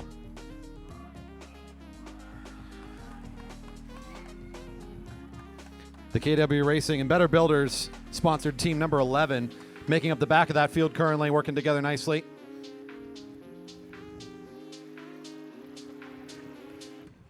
Lake Hills Montessori making it into the front group as well. That's the dark green team, bib number 5. Starting to lose one of our teams now. We've worked ourselves down to 4 remaining groups in this lead field. Everybody else in the chase. 4 to go. Looks like Keegan benefiting from the draft and the consistency of Mr. Baker at the front. Amar sort of couched the topic there quickly, but yes, Jerry Baker Memorial Velodrome, the same family name as Andy Baker's out there. El Presidente and racer extraordinaire, but right now serving the part of helping out one of the junior riders in the stairs competition. 3 teams now surviving at the tempo. Everybody else in the chase. Our leader's going to be seeing 3 to go. The Home Seed Loans team in the white and blue. Team 7 has made it in here as well. So we've got those 3 riders. That's Kelly leading the way for Charlotte in the orange helmet. They're starting to overtake some of our riders on the back straight, so we'll see a little bit of chaos here. The leaders are the riders that set the lap, so we're going to continue to follow the leaders as they come around. They will be seeing 2 to go next time we see them. There's Team 13 passing the line there short bit ago. Vi 13, one of our great jersey sponsors and big help around here at the track, sponsoring that jersey. 2 to go. Whoa, Team 7 trying to make the move here.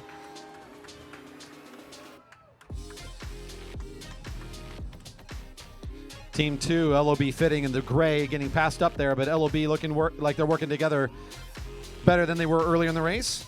2 to go for all these groups crossing the line.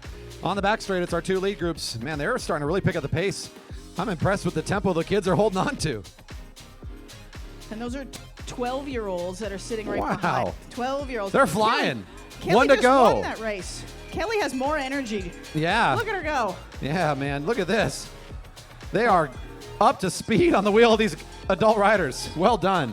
Bells ringing also for Team 3. The Broadmark team in yellow looking very good together as well. Bells ringing for everybody across the line. All right. The sprint down the back straight. Looks like Charlotte's still holding on to the wheel of Kelly. Oh, the 2 juniors are going head to head. Andy's going to get out of the way, it looks like. Now it's just a sprint. Ooh. Oh, Charlotte might get this one. It looks like the rider in the orange helmet. The Team 7, Darlene and Westover working together, will take the stairs race. What a fun one. We got a few more teams still finishing up. Here comes our 3rd place team across the line.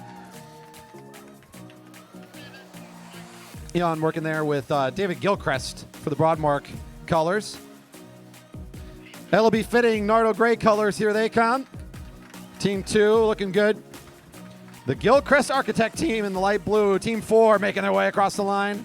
Whoa, flying fast is Team 23 in the pink. Team Ravenbrush Studios, thank you for for their support. The bright pink team. Nice job. Everybody's finished up on this lap. We're all exiting on the back straight. Great job for our juniors. In fact, that will be the Junior C's last opportunity to race tonight, so they had their 3 events, and great job for our youngest riders coming out here tonight. Exit on the back straight. Riders, please. All right, everybody looks like they're ready. Let's bring out our next group to the rail. Cat 4 men for the elimination. Cat 4 men to the rail.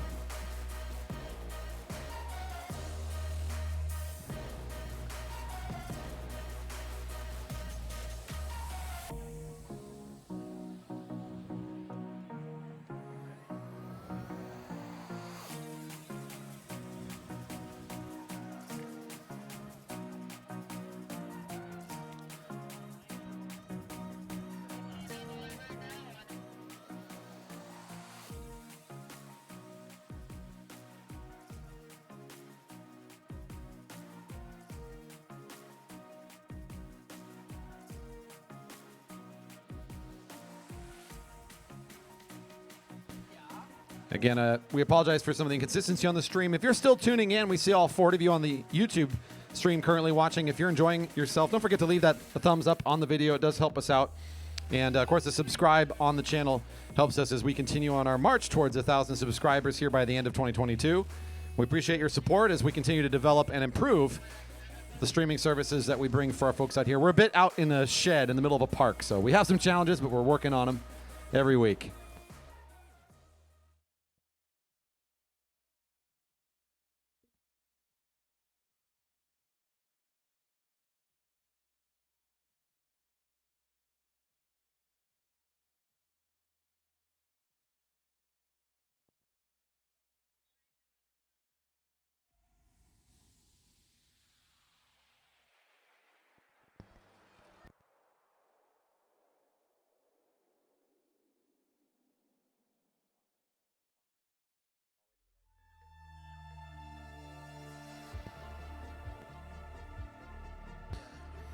And this group now is out for another elimination. It's the Cat 4 men. You've already seen the elimination a couple times before. Last rider across the line, pulled from the field all the way down to the final 2. They'll be riding head-to-head at the end. Basically, elimination down to the last rider, if you think of it that way. Currently in the neutral, we'll start them out of turn 4. They'll get the bell, reminding them that starting the lap after, we'll start pulling that final rider across the line. Cat 4 men on the track. Coming up next, Cat 3 men for the elimination and the final elimination for tonight. And off we go. Watch the back of this field because it's going to start going crazy. Here we go. Elimination next time around. Cat 4 men. Look at the size of this field. 22 competitors tonight lining up on the line for this elimination. And the speed is already looking very good. Dyna Racing starting it off fast. The rider in pink lining it up. And this is going to leave a big trail of riders at the back and an all-out sprint to stay in on this lap. Whoa. It looks like a point sprint for the entire field.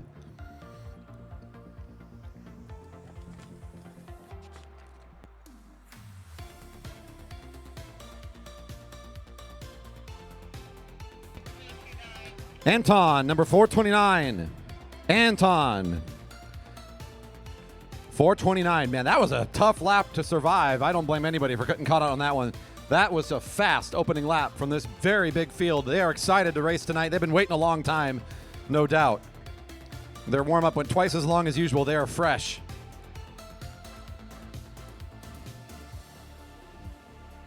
Good viewing here along the home stretch. If you haven't come over to the beverage garden yet, still some seats ready for you. 450, 450. Dylan Barlow, another one of our LA visitors. Caught out that time. Great to have some folks up from LA visiting the region.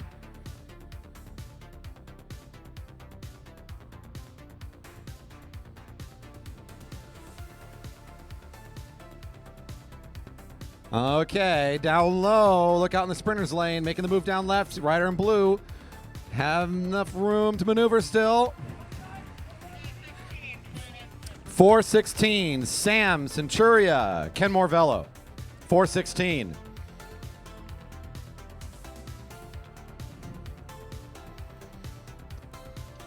Only a couple riders eliminated, and we started with 22, so this will be a nice long elimination for the Cat 4 men, and with this kind of speed, this is going to be a grueling race.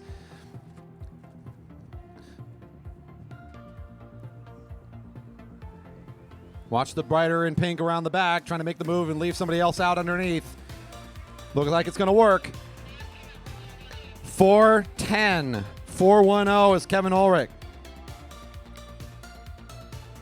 Our rider in blue is found out in the sprinters lane. Dyna Racing's got to pick the pace up again,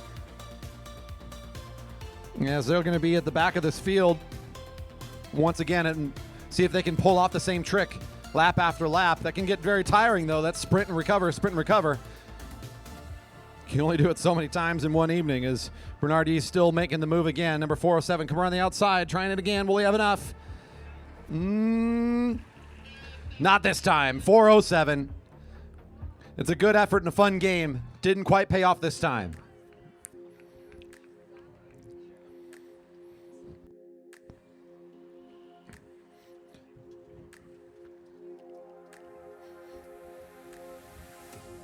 Still some of our out-of-towners in here as well, as the Junior Takeover has attracted some young riders from outside of our state to make it down here to the Velodrome here in Marymoor Park, making our fields a little bit bigger and a little bit more fun to watch tonight. Down the sprinters lane, look out. 4:42. 4:42 is Patrick Sheedy for the Jerry Baker Juniors. Patrick.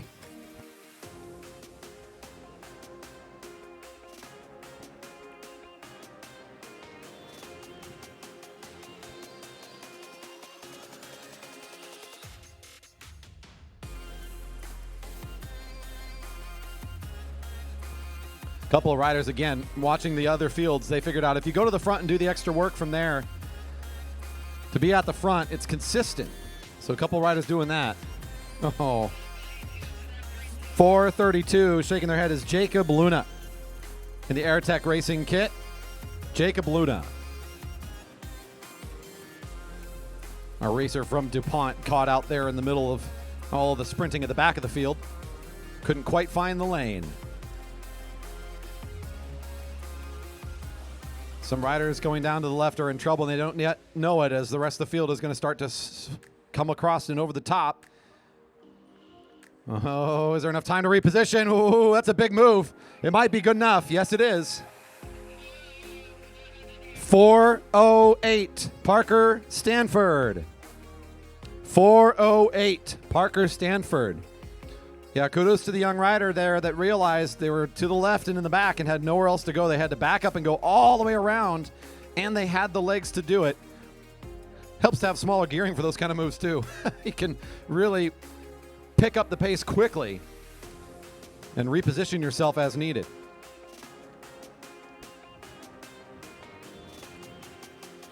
Again, look down low. 4:51 is Nathaniel Clark. Clark for Apex Racing, the rider again at the very bottom with the safest lane and the least opportunity to fix any problems that come up. The rest of the field just barely overtaking him. 13 riders by my count. Still plenty more laps to work our way down to even just to the top 5, let alone the winner of the race. Another couple accelerations around the right-hand side.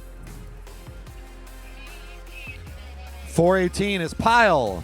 JC Pyle, nowhere to go. Caught out at the bottom as two riders once again sprinting around the right-hand side. The rider in red, who's been at the front most of this race, Michael Westover in all red, has been sitting and parked there for a long time. Finally seeing some other riders wanting to take that lead from him. So they'll do the effort to accelerate beyond him and sit in the front of the field now. But it looks like our dangerous group at the back is starting to pay the price.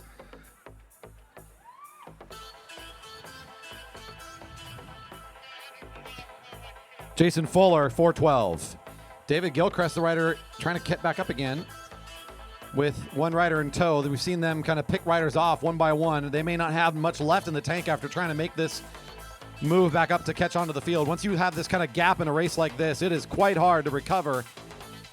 Gilchrist starting to wear a bit here, coming through the turn, but almost up to the rest of the field as they slow momentarily, giving both riders an opportunity to get back in the field.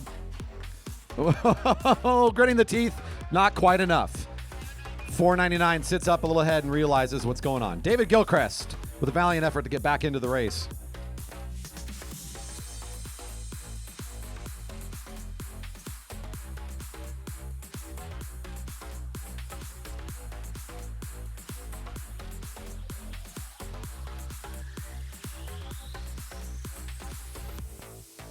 Nice triangle formation here as the back edge is starting to swing out, flatten a little bit, and come around the outside. There's one of our juniors. 4:03, Indigo Vining, who's made some great moves tonight in this race. Caught out that time with nowhere to go. Indigo Vining. Oh, we might have a bit of a volunteer here.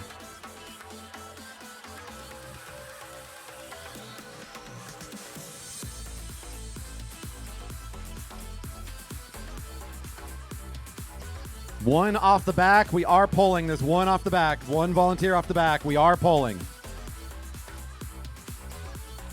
Everyone in the field is still in here. Everyone in the field still in. Everybody in the field still in. 4:22 is the official call. 4:22 is Gavin Newman, one of our Portland competitors, making the way up I-5 corridor to compete here regularly. Another one of our juniors making racing fast around here on the weekends.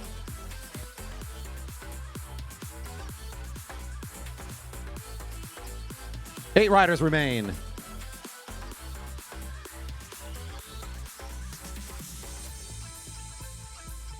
Oh, good effort here in the middle of the race. 4:33, Westover. Spent so long at the front doing the work to keep this field moving and finds himself in the sprinter's lane in the second or third lane and not able to stay in another lap.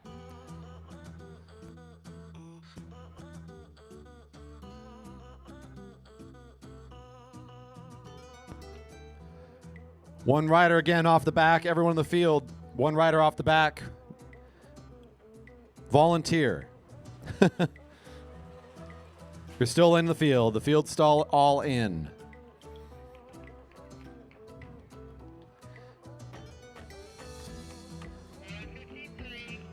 That's 4:53. Alex getting found there.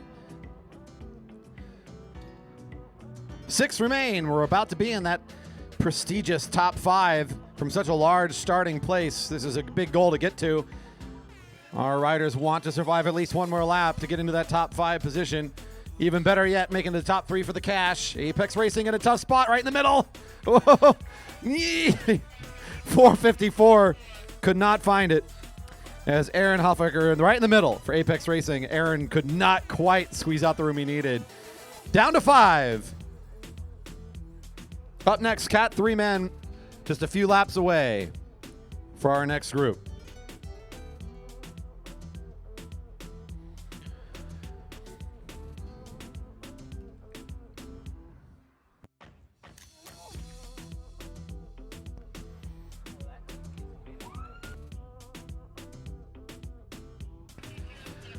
.452, Jack Hampson, another of our Portland competitors, make it all the way to top 5, is caught that lap.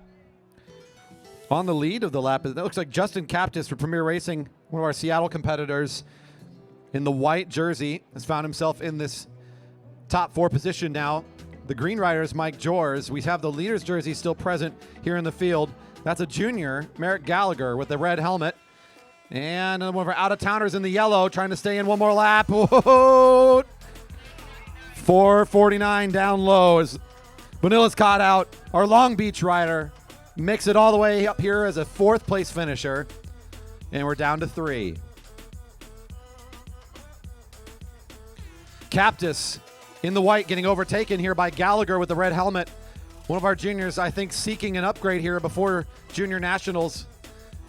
He's wearing the jersey showing he's had the most success so far in the season in this category, so you know he's been putting together a pretty good campaign.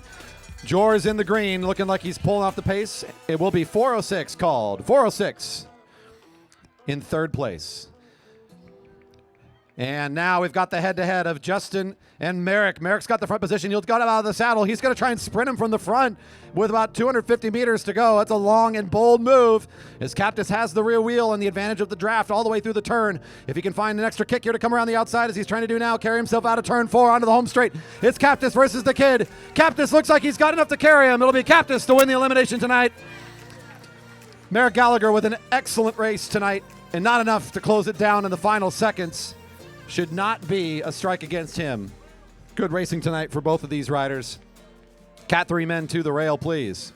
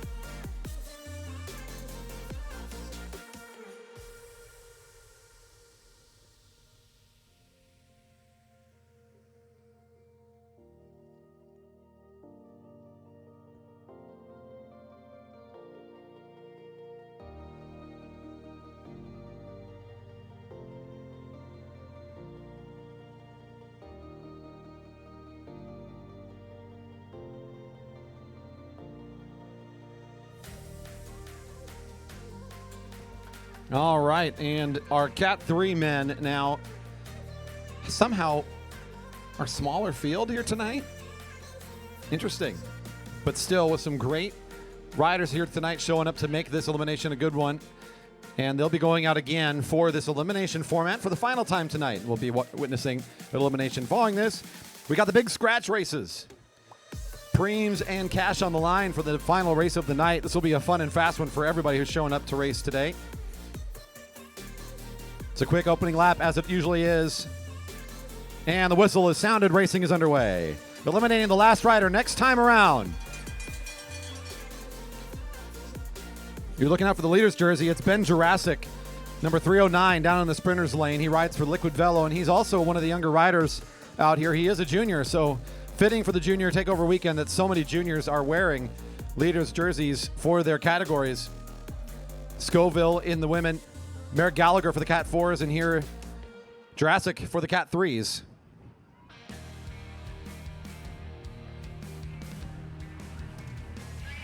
$3.99 is Wainwright for Dyna Racing. Tyler Arnoldi looking like he's putting on a time trial effort to start this race down in those bars, looking very aero, trying to get this thing quick and consistent right away. The rider in all black with an early good effort. And now riders starting to kind of pile up around him and bunch together once again. Look to the backside of this field as we've got two riders, one in green, one in the black and green. They're going to have to do the work to catch up and go around the outside. 322 is Zach Jurassic for Liquid Velo. Found Cycling able to hold on another lap there as the two of them were sprint at the back of the group. That's Colin the Stotts in the green with the white bike at the very back of the group.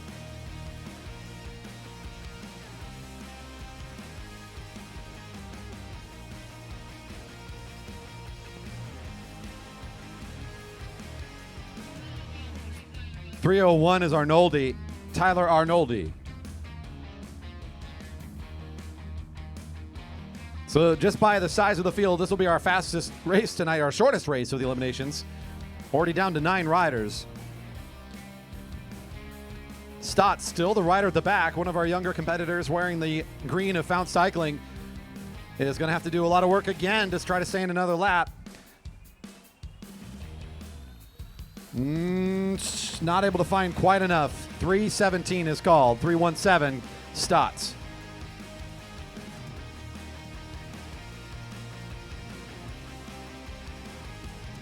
Scott Grinsel, he goes by a nickname Mr. G, and the black and pink is the rider at the back now to watch. He's got a wheel, so he's not dangling too far behind. He'll make the move up and around the right-hand side. Might leave one of our juniors down in the lower part with a bit of trouble. Oh, man. 305, not quite able to adjust. It's Peter Gilchrist. It was 4 across the track and awfully close. It'll be Peter called out at the bottom of the track that time.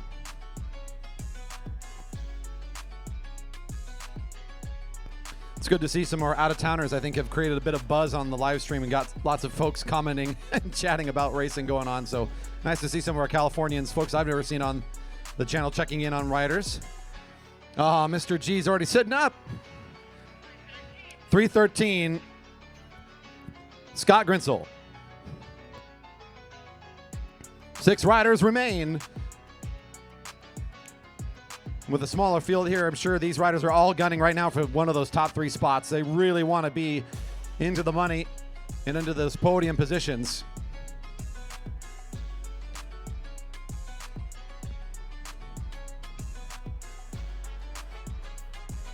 Oh, 319, Andrew Lynch.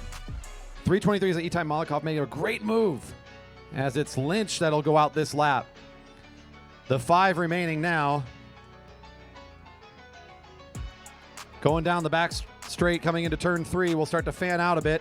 The leader's jersey coming out and around the right-hand side. He was at the back end. He says, I want to stay in this a bit longer. So Jurassic moves up. Who's left out this time? Whoa! 306. 306 is Flaum. Caught that time. Ben Flaum, 306. Itai Malikoff making some pretty fancy footwork happen here. He is inches away from getting eliminated himself a couple laps in a row. That's number 323, Malikoff, that has been really showing some good form here tonight in this race. Couple of close calls. He's got to do it again. He's in the back of this field. Does he have room to maneuver? Doesn't look it'll work this time. 323 is called this time. Who's left in the field? Let's take a look here. In the blue, bib 321 is Tyson Danielson for the Gene Johnson cycling team. Will Fowler in the Jerry Baker Juniors with the white helmet is in the middle. And then you have your leader for the season in this field so far, Ben Jurassic, coming around the right-hand side, trying to sort of box in Fowler. He doesn't know anywhere to go. Can Fowler find room? Oh, they're squirting for the space. It's a big old sprint. 333 is Fowler. 333 made one heck of a move. It's Fowler out the lap. Jurassic, though, can he catch back on? He's still in the race. He's left himself a bit of a gap. He needs to try to get back onto the wheel quickly. Our leader for the season, Ben Jurassic, with an impressive dig here. Does he have enough to get himself up? He's still clawing his way back into the race. He wants to get on that rear wheel and still overtake him. Here they come to the home straight. The kid's trying to accelerate. Can he do it? Head to head. It looks like he's got enough. What a great race for these two. 309 comes around on the home straight. He'll hold on to that leader's jersey for another week. Tyson Danielson with a fantastic race tonight, making it all the way here into the top two. Great eliminations this evening from all of our athletes. What a fantastic set of races that was. Time to transition ourselves for scratch racing. Cat 1-2 men, you're up to the rail for some scratch racing. We've got ourselves some fun and fast racing at the end tonight, folks. We got money on the line, big cash for first place, and we're going to be throwing out a pre midway during the race as well.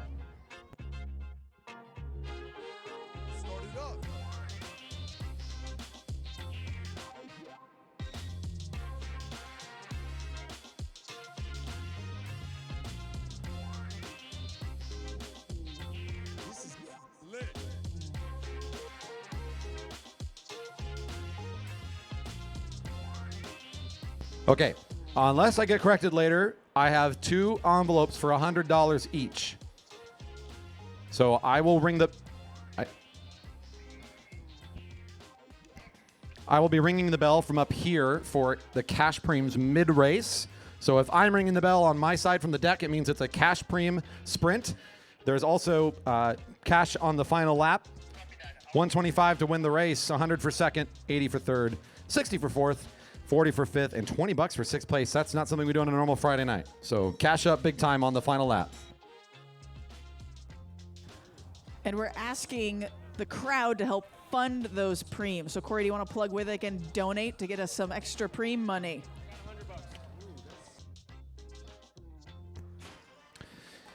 Off we go. Tyler just donated $100. So we already have $100.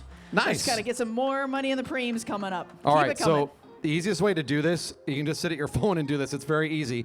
Is to actually do it through our website. If you go to velodrome.org/live, the same link where you can find results as well as the link to our stream, velodrome.org/live. At the top is a button you can push for a preem donation, and that'll go right through a product that you can put in some cash to support preems here at the track.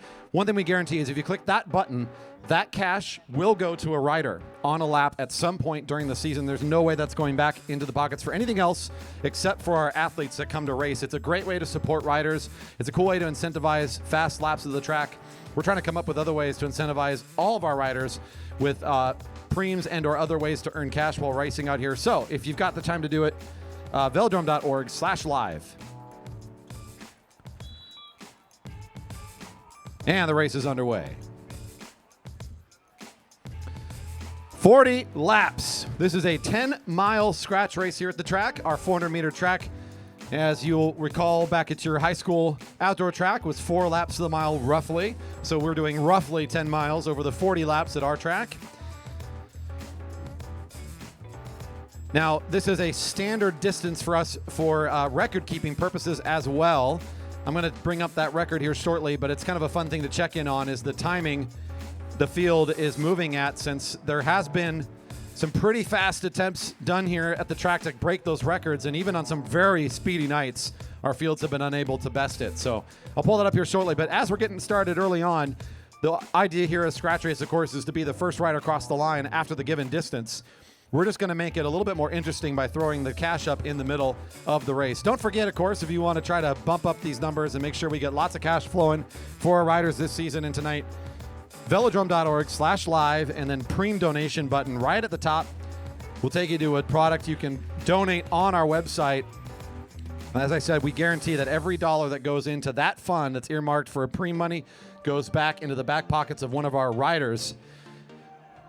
All purchases that happen through velodrome.org or here at our site is, of course, donation-based, as we are a nonprofit organization that's been operating this thing since 1975, the Marymoor Velodrome Association. Our thanks to our community for help making all the things you see happen here and supporting the racing activities.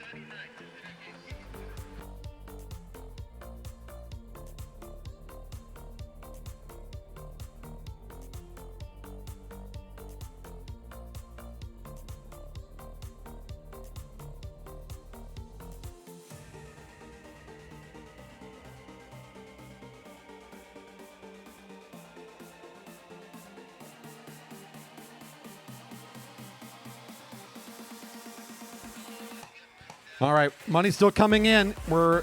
We will be able to add to our Preems tonight if we can raise up to a certain amount. We're on our way, is what I'm told. So if we're able to get there, we can pull some more cash for the riders tonight, which would be fun. So again, velodrome.org/live, Preem donations right there at the top. If you've got the money and you want to help support a rider tonight, throw some cash the way to our hardworking athletes. They've been putting on a heck of a show for us tonight. Early on, the field is at a really good pace. Everybody's in nearly single file formation the entire time as everyone wants to get this 10-mile thing moving. Now it's Karsten Baker at the front. Another one of our riders from California coming up for this weekend of fun. The rider in the white with the blue rear wheel. Don't get to see our riders from California very often around here. We sometimes get our Portland riders fairly consistent. Some riders coming down from British Columbia on occasion. 34 to go. Sam Frigo, number 37, is at the front. The laser with that orange helmet. That's Henry Kaiser. Takes the lead for just a moment before pulling up. Carl Hofer will follow suit, the rider in red behind him. As many riders pull up, the field bunches up, realizing it might be a time to catch a little bit of breath, but not for Andy Baker, number 4. You'll remember him from the elimination. I mentioned his name early in the race because he found himself at the front kind of pulling tempo. That's because this is something that Andy Baker is well accustomed to and has a certain strength for, is this sort of tempo ride. He's not going to want to sit in on the field too much. Keep it fast, especially when you got a good-sized field like this. Make it hard early and often. If your way to win the race is via a fast finish, you want to sprint the thing. Well, you don't really want this kind of tempo. But if you're more of an overall rider, your endurance is going to be the key to winning. You need to do the work now to sort of create that barrier between you and the riders without that endurance. Put them in the negative as fast as you can. 32 to go. There's our leader's jersey again as Mario Sandoval with an impressive showing last week. Puts himself into that leader spot early in our season. Carl Hofer at the front for a moment. Karsten again moving up there. There's Henry. So a lot of the same riders kind of rotating in the front half of this field. Either their mentality is I want to be ready to grab the cash early in this race, or they're just participating in the early efforts, making sure that the field is feeling the pressure. 31 to go. Whoa. A little bit of aggression here from Sam Frigo, number 37. From 4 wheels back, 3 wheels back, kind of gets up out of the saddle and sets one loose. Baker has no interest in pursuing. Kaiser on the front of the field just doing enough to watch Frigo right away, and he says, I don't think this is going anywhere. He's right. He sniffs this one out nicely as Frigo says, you know what? I was just playing.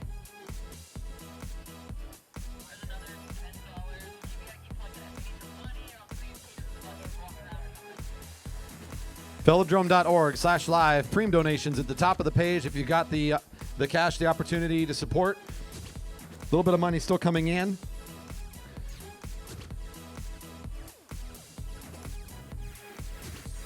We may have to send around the adorable kid with a bucket. We have a secret weapon. Loose cash and change we will take. Seeing 29 laps to go. Matthew Brady, number 40, at the lead for a moment from Koss Racing. Takes his turn at the front. Recent transplant from Colorado and already picking up his upgrade. He was racing in the Cat 3s not long ago.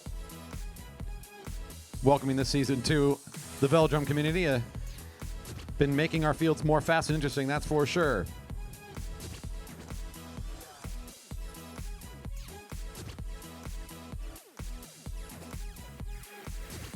Matty Hers, number 15, at the front for a moment.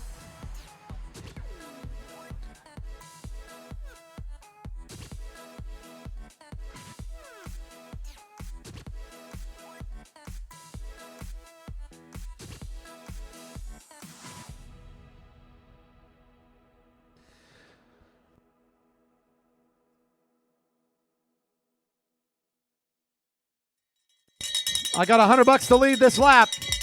$100 cash to lead the lap. Who wants to go get it? The eyes are looking left and right. Who wants to go get the big cash on this lap? 27 to go. Whoa. Chris Wilson for Found Cycling's got the white helmet on there from the top of the track. He dives down to the lower part of the track. Sam Frigo says, no way, you can't get away with the cash. I got to go get you. Oh, but Found Cycling already looks like they got this one locked in with a big move out of turn 3. 2 riders out the front making a big move to get the cash. Still in the hunt is Frigo. Chris Wilson. Oh, he's got enough. 27 for $100. Bang, that's one big match being burnt there, but you know what? Probably worth it. Wilson happy for that result. He'll sit back up into the field.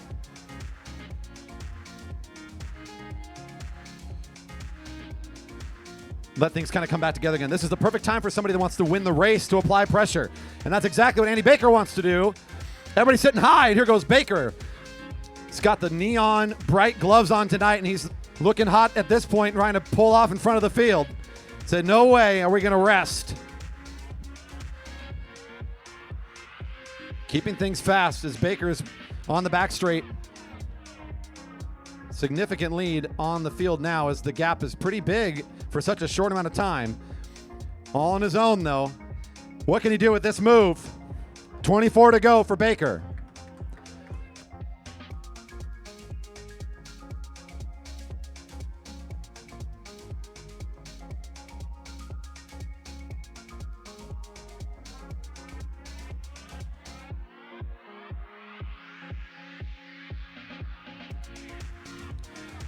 From the field now, we're starting to see what looks to be a nice recovery move, sort of closing in the gap from a group of 5 riders. That encourages most of the rest of the field to start to pick the pace up.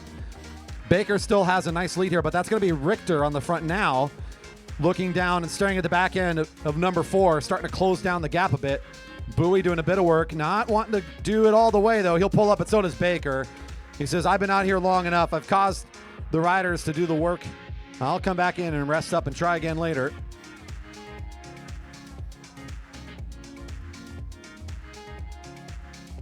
Yeah, faking us out there as Brando was down in that sprinter's lane, picking up pace, and as he sees the reaction from the field, abort. 22 to go.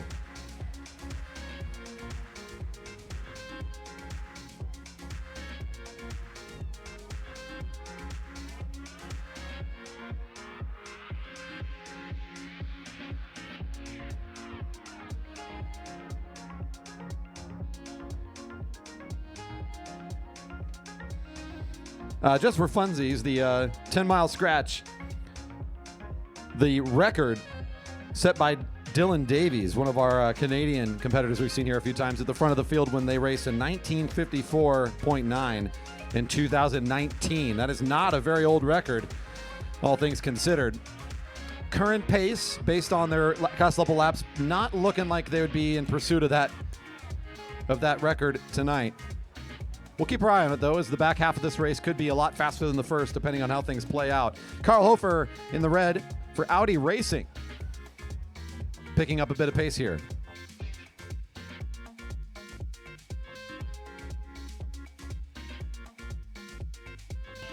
Warning to number 40, Matthew Brady, for entering the sprinter's lane while occupied. That's one warning to number 40, Matthew Brady, for entering the sprinter's lane while occupied.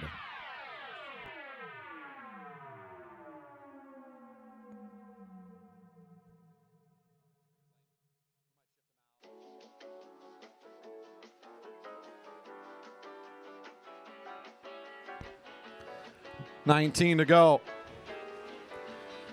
The sprinter's lane, for those of you on the outside watching the race occur, that's the space between the red and the black line. The hollowed ground, the short lane around the track. If you're in it, it's your space. And you don't have to leave it unless you want to. So no one can come down into your space and force you out. It's protected ground, as oftentimes the highest speed on the track will occur between those two lines. And if the riders are going fast, that's where they're going to be, generally speaking. At 18 to go, it's Richter still trying to keep the pace quick. Number 7 brings with him a small crew. No one's really biting too hard, though. He thinks he's got more to go, so he's going to pull off a bit here. He brings along Hofer, who we saw earlier trying to make something happen. Here comes Matty Hers, who says, no way am I letting that rider get away. As he sits up, the rest of them all seem to follow suit, though. If he's not doing the work, nobody else is. So Richter sits up. The rest of the field will mark that wheel and say, you got it. This gives another rider an opportunity to kind of sneak away a little bit here. Here goes Brandon, number 6. Brandon Russell for Found Cycling starts to be opportunistic here.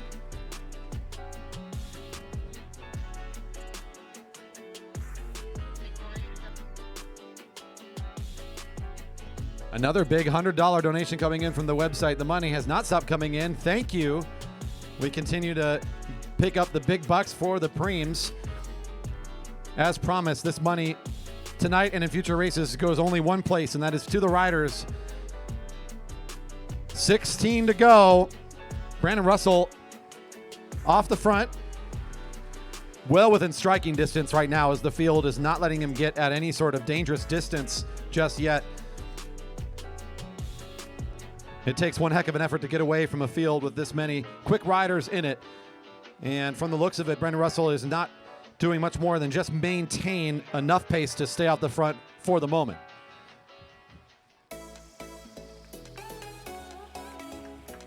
Russell getting some help as he crosses the line, seeing 15 to go.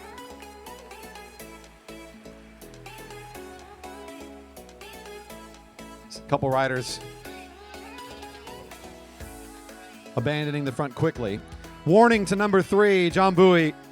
An official warning for number 3, John Bowie, for entering the sprinter's lane while occupied. Correction, for forcing rider off track. Number 3, warning for forcing rider off track. My mistake.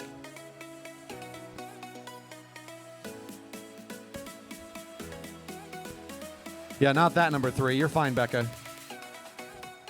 Keep it together, would you? Brandon Russell's still up the front here. He's been dangling in front of this field for quite some time. If this field were to get up to its top speed right now, they're at about that 65% range. They still have plenty more speed and output. They could close that gap pretty quickly. Russell says, I've had enough of the solo effort. I'll just pull up a little bit and let things come back together again. Let's see who takes the front next. Well, look at that.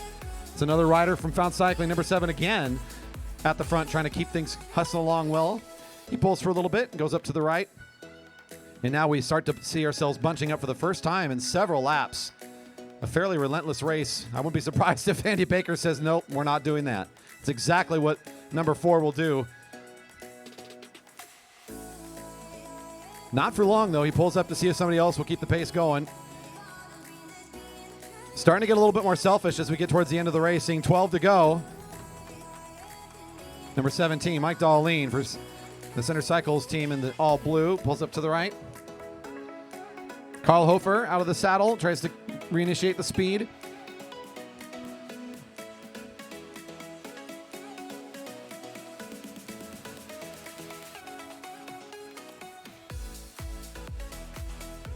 Racing going quick here tonight. Again, we're not on record pace, but for where we are in the season, this is a great effort from this field. There's your Rider of the Year jersey pulling up to the top.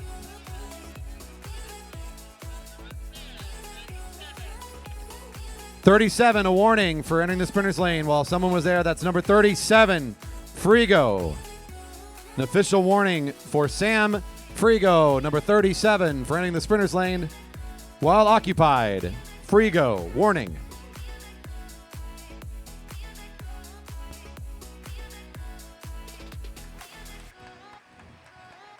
$10 to go.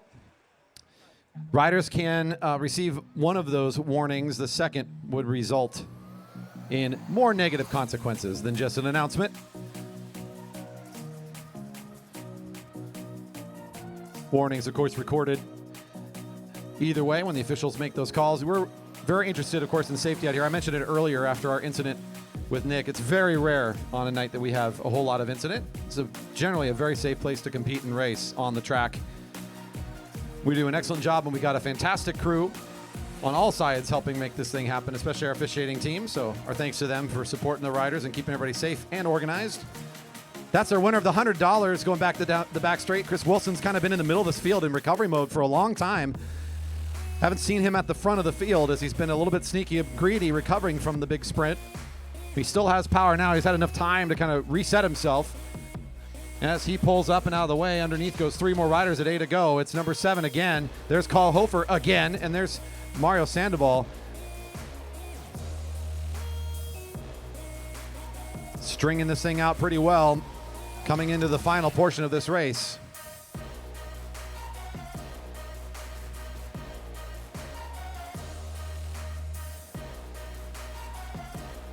And I got $100 to lead the lap here at 7 to go.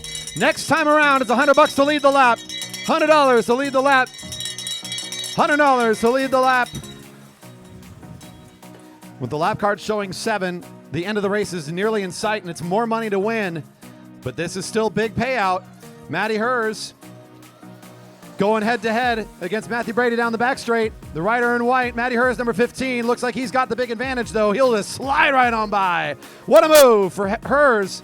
Pick up the big cash, make it look easy. Look at him get down an arrow. He says, I've done the work. Let's just go.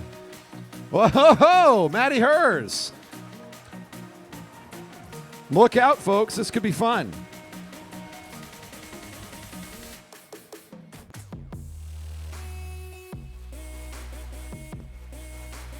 He's still looking pretty consistent. The field's got plenty of riders still in it to do the work, but look at the gap he has opened up for himself. Exiting onto the home straight. Just now is the field as he's entering into turn 1. So he's got himself about a straight away from the field, about 100 meters. Oh, seeing 5 to go. It's more money to win than it is to pick up the $100. Matty Hers has got the win in sight. He doesn't have any more racing left tonight. As he comes by the beverage garden, here we go, folks. Give some help for Hers. He's off in front here. Can he hold on? The solo move. Will it work? 4 to go for Hers. He still looks like he's accelerating. He's found a good groove here. Watch the tempo in his legs as he hits he's going to hit a wall at some point. We hope it's not until the race is over, as he's trying to make this thing fun for all of us here. The field is in the pursuit. Chris Wilson starting to accelerate, but here's Matty Hers still doing this impressive effort. The distance ever so closer. Does he have enough time here? The laps are his enemy. 3 to go. Digging deep. The all-in move from Hers. Number 6, Brandon Russell, is going to try to play the spoiler here. He's bringing with him Mario Sandoval and all the rest of the middle of this field. Matty Hers, what a move. I don't know if it's going to work out, though. I think he might have gotten the final bit of his cash tonight. It's closing down quickly. He says, I don't got it. Oh, Hers. What a race for him. He's going to have to figure out what to do in the last couple of laps, and we only got 2 to go. 2 to go. As the field catches, they're now going to change modality here. They're going to be thinking about how to race against each other. Chris Wilson, though, number 27, says, I can go again. I'm going to do it now. As the field sits up, one more attack before the bunch sprint. Can Chris Wilson figure this out? He's going to be getting the bell first. Can the rest of the field chase? He's going. He's already gone. Can they get him? Wilson. 1 to go. Who's going to go chase down number 27? There goes the rocket. And Sandoval. It's a bunch of Fountain Cycling Guild riders on the move. Off they go. They bring with them John Bowie down the back straight. It's going to be the rocket accelerating big time. Can he catch his teammate up in front of him? Wilson still has a good position. John Bowie with the big move around the outside. Look at this poo from Liquid Velo. Coming around the corner. Can they get up to him in time? Chris Wilson still has it. Wilson all the way. Chris Wilson. Oh, you'll get it. Number 3 from Liquid Velo flying in hot. couldn't make it in time. Bowie besting both Sandoval and Richter on the back straight, closing the gap at record speed. Couldn't make it in time. Chris Wilson with the white helmet there for the Liquid Velo team, or excuse me, the Found Cycling Guild team. Woo! What a finish.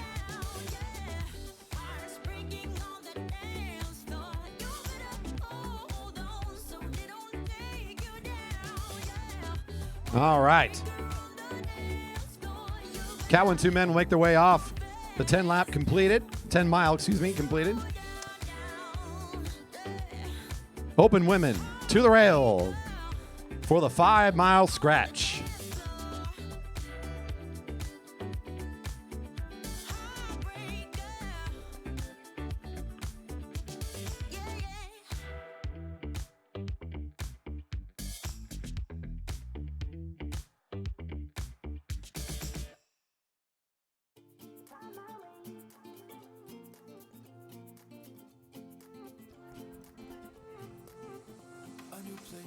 A new home for a while, let me feel alive.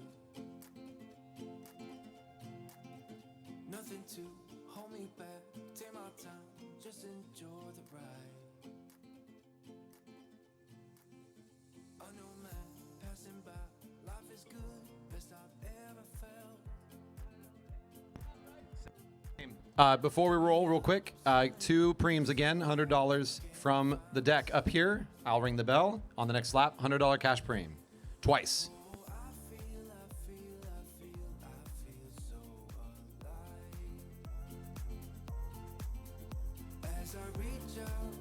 All right. What fun we're having now. Stick around as we got some more great racing. I don't know if you remember the fun we had with the next couple categories. It is likely to be a bunch of great stuff still ahead of us as we have 3 more scratch races to go, all with preems and big cash on the line. Our women now on the track, and they will get the signal to start out of turn 4 if they're all together.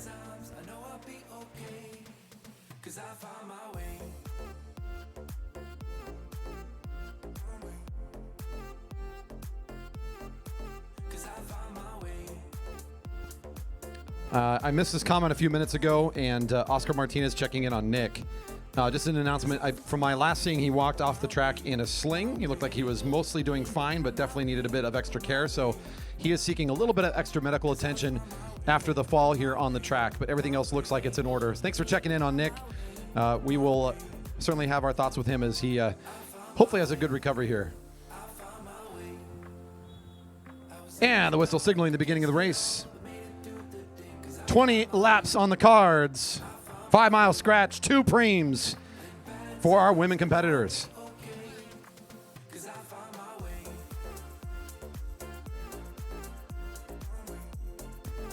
$20:40.18 was the time for the men, by the way, which is about a minute off record pace.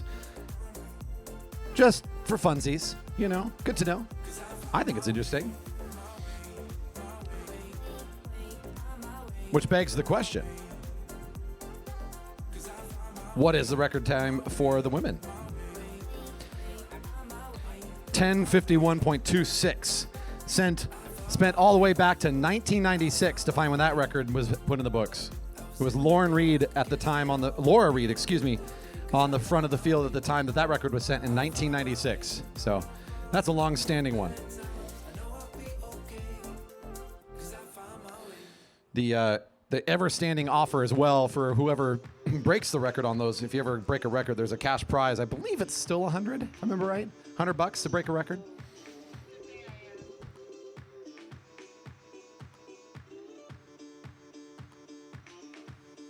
$18 to go.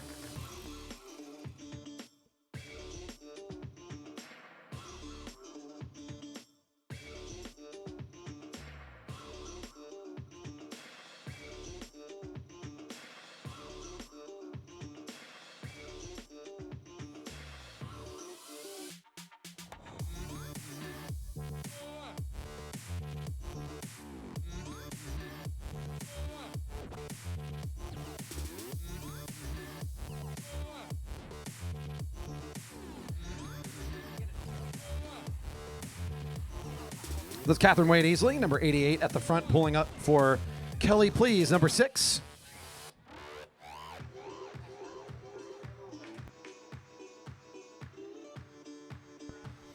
One of our staff members, assisted by my daughter, are going to be going around with a bucket for if anybody would like to help with cash donations tonight for our preems.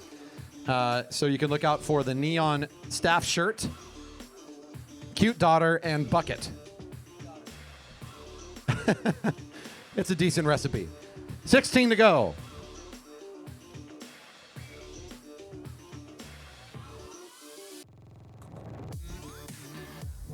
And there's certainly somebody to watch in a longer distance race like this one. Number 1 at the very front of the field. Kelly Darlene, number 1 in this group. You earn those top numbers in your field by results in the previous season. So our top season points getter last season wearing bib number 1 this year. 15 to go. And a nice move here from Claire Law of the Breakfast Racing Team. One of our riders out of Seattle, making a move here with a group of 2 and bringing 1 more along to make this lead group of 4 the field behind and in chase. There's number 1 making the jump up here. Becca Book, wearing number 3, makes it into the group. And I believe that's Lucy Gilchrist, the next closest rider up there. She pulls up and out of the way looking for a quick reset. 14 to go. Darlene pulls up for Book. 217 also makes it in there, Claire Law. So 3 riders off the front now of the field. We've got the main group of riders about to come up to the front and make this a large field at the front, everybody else in the chase behind. Becca on the front of the race pulls up to the blue line, and we can see now that this chase of 5, the main field, about to make contact and put this race all right up at the front. And just in time for a magical lap, because how about $100 to lead the lap? 13 to go, and it's $100 to lead this lap. Number 6 starting to slot in a position. $100 on the line. A couple more riders still within striking distance. Oh ho ho. Not sure who wants to go for it. I see that hot orange helmet of Scoville moving up. Kelly Please has positioned herself well. Becca Book wants to get this money. She's the rider in second wheel.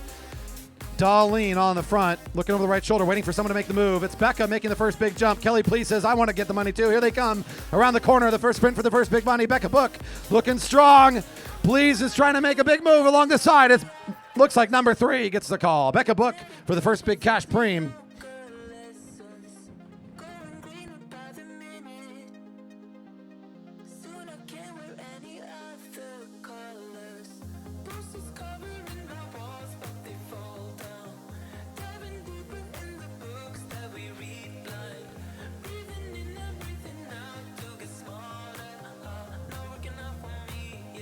Eight riders make up our main field coming onto the home straight now. With 11 laps remaining, Catherine Wade Easley, number 88. I recall she made it into the top 3 of the elimination, so endurance and speed. She's got a nice dose of both to be able to make it to that point of the race. So we'll watch number 88 as she tries to keep her way all the way to the front of this one. Alicia Stotts, the rider in the green with the bright green helmet, slotting up underneath the Stanley sign there. And coming to the front is Kelly Please, just out of reach of that $100. Scoville on her wheel, coming on the home straight at 10 to go. We've halfway there on our 5-mile stretch.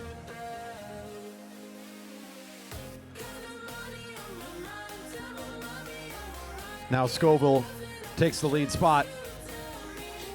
Claire Law, second wheel position.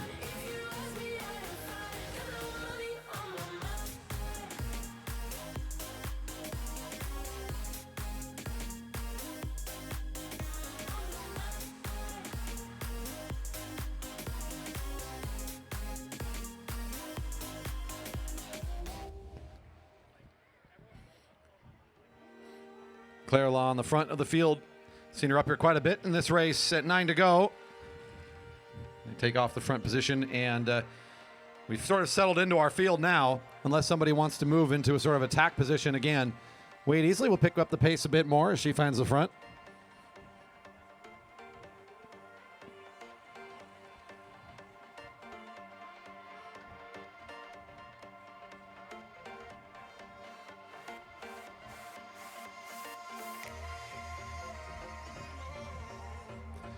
And we got another $100 to lead the lap. 8 to go. It's $100 to lead the lap. $100 to lead the lap.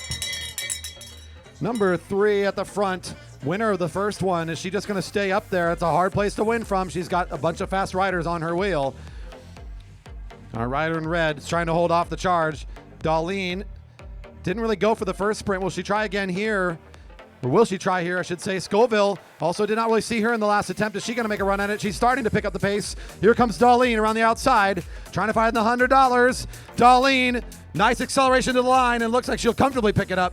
Number 1, heating up a bit here tonight. Picks up the 100.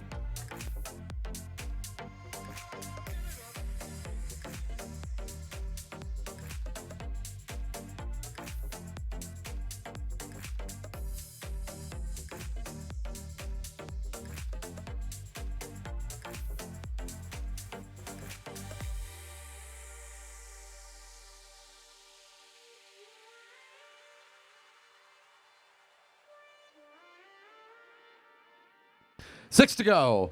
The big cash, of course, and the big prestige, winning the race still to come. $125 to win in this Elite Women's Field scratch race tonight. Our crowd's starting to thin out a little bit, but thanks to all of our fans that were here tonight, you have stuck out for a lot of great racing. We start off with a hefty and celebratory junior-focused program. Our junior takeover theme for the weekend on full display. And we sort of shifted gears into some very fast and cash-friendly adult racing here tonight. Our category is going out for some preems during these scratches. We've got 2 more scratch races to go still. Our Cat 4 men up next, followed by the Cat 3 men to close out our night. Beverage garden's still open if you want to come join us. Now or after party, we'll be pouring Locust Ciders and Poststock Brewery throughout the evening. Our food truck and beverage truck out behind is still open and ready to serve as well. People have been ranting, raving all day long about the Katsu chicken burger. I'm not even sure they have any more in stock, to be honest. They're so good. Might have to go see what they got left. Tomorrow, more racing, by the way, if you want to come check out more of the juniors you saw today. Junior-focused racing coming to you tomorrow for some Saturday evening racing. 4 to go in the final mile, the last 4 laps for the Elite Women, or the Open Women's Field tonight, I should say. They've sprinted for both preems, so now it's all about the final sprint. Not a surprise that there's a moment of reprise here. No one in this field really too interested in going. At this point, they want to do a little bit more on the rest and reset moment before the inevitable big finish.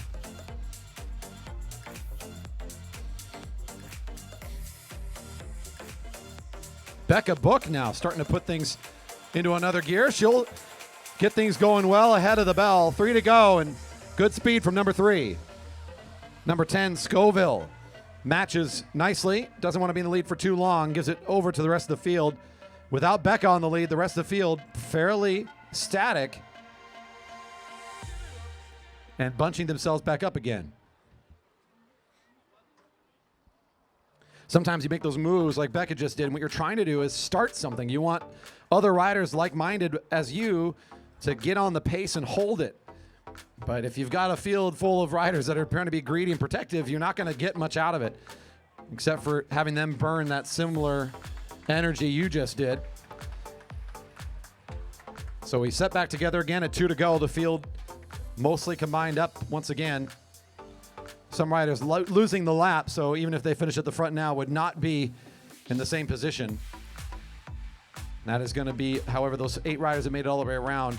Now starting to accelerate again, this ahead of the bell. Down the back straight, under the Sandley sign. Things starting to stretch out here, hitting the home straight. And here we go, it's the final lap. $125 to win this race. Who's going to go get the big win? Heather Nielsen, number 5, pulls out of the way for Scoville, number 10. Who's in a pretty good position, but this is a tough one for the junior from the front. She's got all the riders bunched in behind her.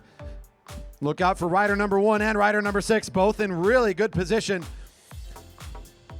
Claire Law is down kind of in the box and is going to have a hard time coming up and into the sprint, but Scoville is just so speedy from the front. She cannot be beaten. She's wearing that jersey for a reason. Here she comes to clean it up. Whoa! Nothing could be done to stop her from getting to that line first from the front of this field. Number 1 and number 6 both doing a great job chasing her down. Scoville, though, in just fantastic race shape here at this part of the season. So quick on the final lap. Danny Scoville will take the top spot there on that one. Kelly Darlene for second. I believe Kelly Please was the unofficial third place finisher.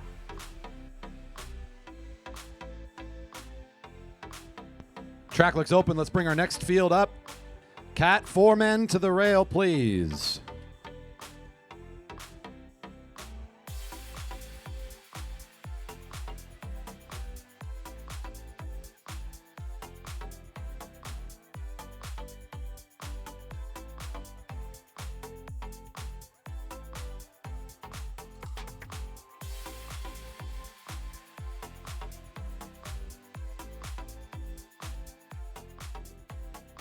Cat 4s. I got 2 $25 preems currently. 2 $25 preems.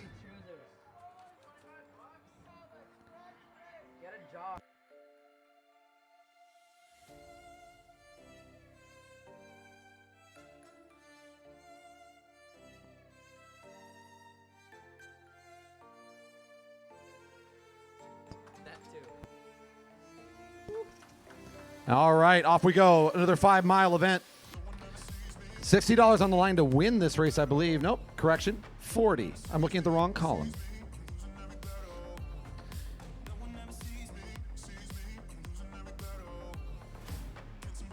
Nearing 800 subscribers on our YouTube. You can find us on YouTube, JB Velodrome. Leave a subscribe there, hit the notification bell so you know when we're going live. You can consistently expect that to happen on a Friday night with clear weather, I should say, throughout the summer months. And of course, our special events we also stream. So Fred's Race, our regional championships, will be streamed, as well as, of course, the big event, the GP, coming up later this summer.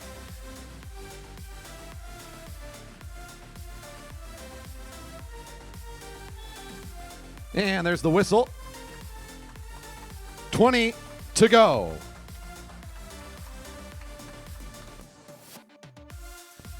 These Cat 4 riders, their last chance tonight to race. We'll be going for 20 laps around the track. First rider across the line, the winner. Lots of ways to get there, though, as with a big field like this, 22 competitors at last count. Lots of different strategies and strengths and ways to win a 20-lap event like this. In the early goings, much like the elimination, this field was very anxious to start the race, and I mean that just from their speed out of the gate was so high. A pretty quick first lap once again.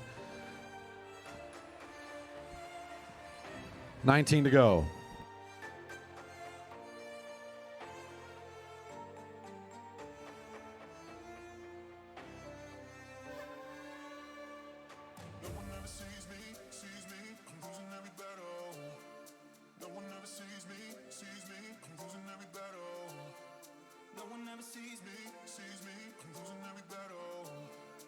Somebody save me, save me, I'm losing every battle.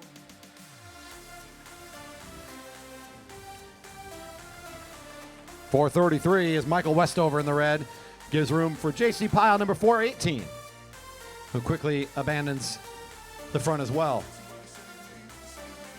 The front position, of course, where the pressure is applied on everyone else. If you're wanting to be greedy and save for sprints, you don't want to be there long. You'll force other riders to do the work. A little bit of extra energy here being expended, getting things going. Now we're off and away. That's now Jacob Luna that responds and comes to the front, wearing the colors of AirTech Racing. The aggressively neon kit of 432. Got everything up to speed behind him now, as most of the field is in single file and in hot pursuit.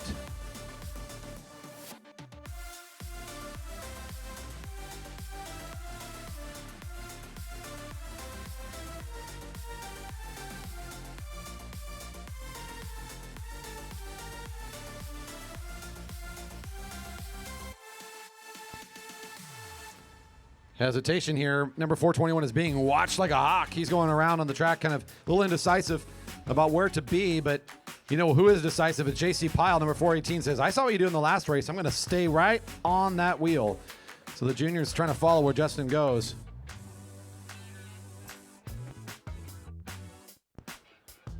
Justin Captis on the front has been here for about a lap. Now he's in the sprinter's lane, moving things along more consistently. Quick shout out to Dennis Crane, who's here again, grabbing all the photos for tonight. He's over there in the beverage garden waving the big, expensive, fancy camera. We appreciate the effort, as always. And Dennis, of course, has been a longtime partner of the track. He helps support us in lots of ways, in particular, sending us all those great photos we use for our promotional materials. Big thanks to Dennis Crane. You can find his photography online. Dennis Crane Photography, DBC Photo. The one to go check out after racing is done. You can go get pictures of the action, get a new profile pic, and support local photographers like Dennis. Or pose wherever you can at any random time for him to take more pictures. That helps too. Thanks, Tyler. 14 to go. Bunching up here. A lot of activity in this field. Again, you can actually hear them as they're going by, kind of chirping at each other. They're figuring this out. This is a big and fast field. Good communication happening in the middle of it all, trying to make sure everybody's riding safe. Not often we see more than 20 riders in a field, especially a Cat 4 on a Friday night. Great to see.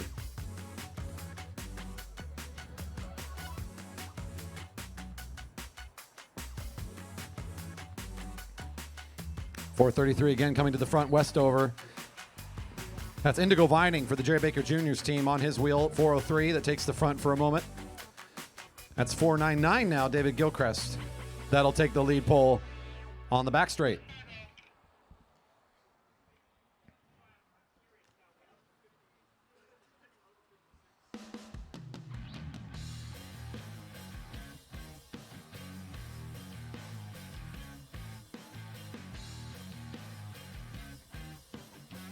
Looking around, waiting for the next move as the field now goes about 4 wide. Lanes of traffic all over the place. One of our out-of-town juniors, number 453, was near in the front there. You could see his head movement left and right saying, who's going to take the lead next? Where's the next move coming from? When the field is in this sort of position, a lot of potential moves could happen. A lot of lanes are open. A lot of ways riders could reposition themselves, especially when we're not at top speed like we are now. Justin Captis again.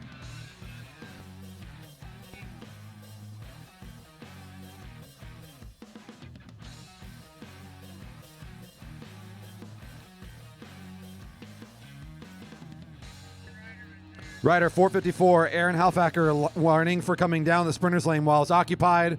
454, official warning for entering sprinter's lane while occupied.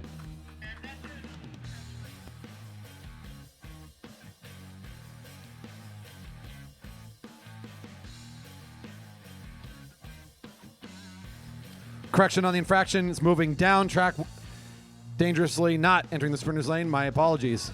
10 to go. We're at the halfway point. That's one of our Portland juniors, Gavin Newman, for the East Portland Youth Cycling Team. EPYC making their way up to the front for a moment, re-accelerating this field that's been static for just a bit. Instigating a lot of churning and changing now of position, although what's been consistent is this guy coming up to the front. Whenever he seems to find opportunity, he'll do so. It's Westover again, leading the field. And how about this? I got the big bucks coming up next time. We got the $25 preem to lead the lap. It's a $25 preem to lead the lap. $25 preem to lead the lap. I'm pretty sure this guy was complaining about the amount just a bit ago, but he's still going to go for it. 418 is JC Pyle is 115% in on this one.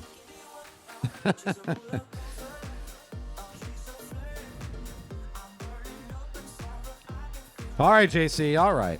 I see you. Folks giving some encouragement for number 418 to keep on the pressure. Keep rolling. Let's see what he does with it. And he says, nope, your advice is terrible. He goes right up above that blue line. Slow down. I want to get back in the field. Is there any money on this lap? No. Don't need to do anything.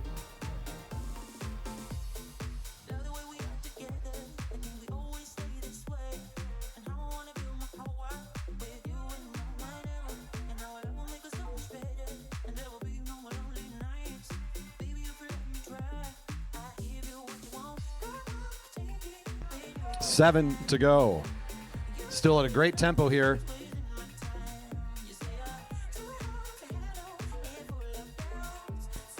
Sorting ourselves out here and getting to the close to this final quarter of the race. One of the two preems going out. It's $40 to win the race, so it's still more impressive cash-wise to pick the win than it is to pick up one of the preems. 6 to go. That's Indigo Vining at the front, waiting for the rest of the field to figure out what they're doing behind him.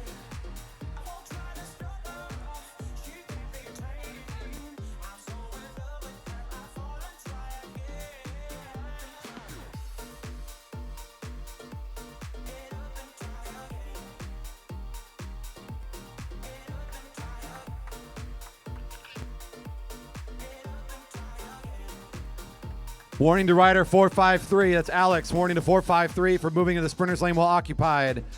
Officials warning to 453 for entering sprinter's lane while occupied. 5 to go.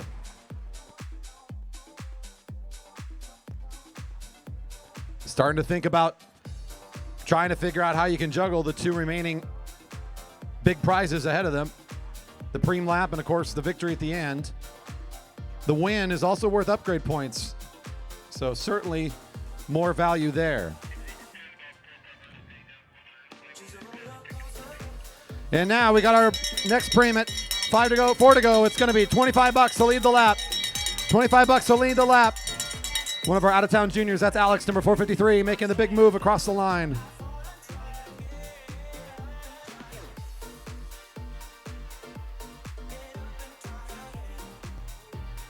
The kid on the front. And here comes the response. He's greedy for the cash. Is that JC Pyle again? Wow. Tammy, take note. I think you know this kid's currency. Currency is the kid's currency. I know. Okay.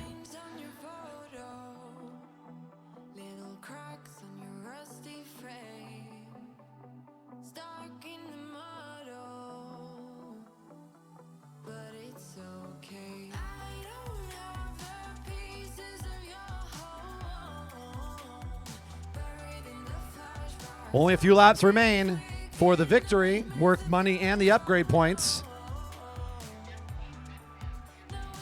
2 to go. That's right, upgrade points to help them move into the Cat 3s, where indeed the preems would be more, because those guys are getting a bit more for their preems tonight. And, of course, more laps, faster speed, all the fun stuff, all the good things. Our field now picking up a bit of steam as they get ready and set for the big finish. They will be getting the bell this time around the track.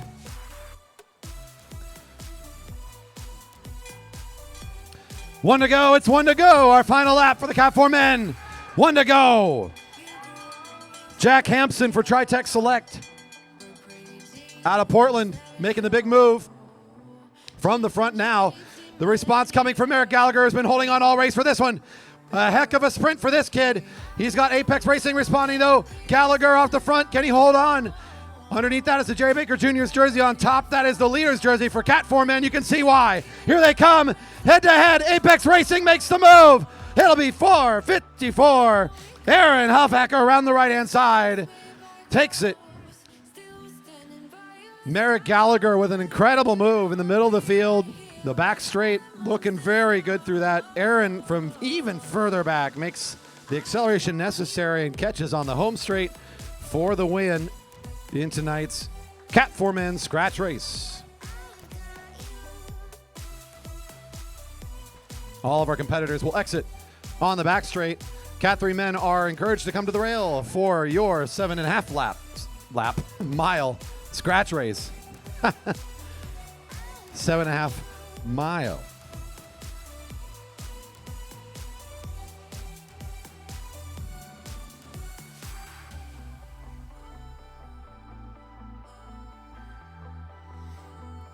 From the deck, we figured out we're going to do two $50 preems from My Bell for the Cat 3 men. Two $50 cash preems.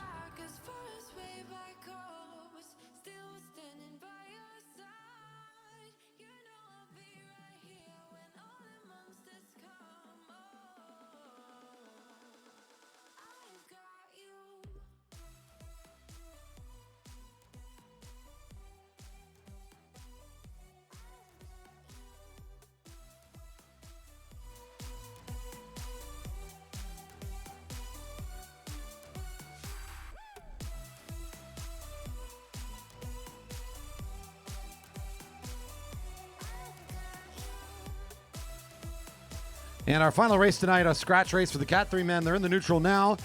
A 30-lap event with 2 preems. $60 to win the race, 2 $50 preems guaranteed. I just got another donation right ahead to try to get more money going out, which I have a question about, but we'll try to figure that out in good time. All right, in the neutral. Get it started out of turn 4 if they're all together, and we'll get this final scratch race underway.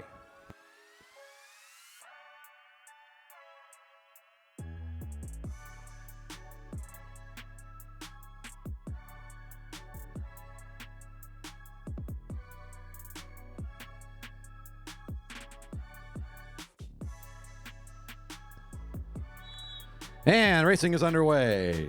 30 laps on the cards, 7.5 miles of racing. Amara's presence is requested over at the deck. Amara's presence is requested at the deck.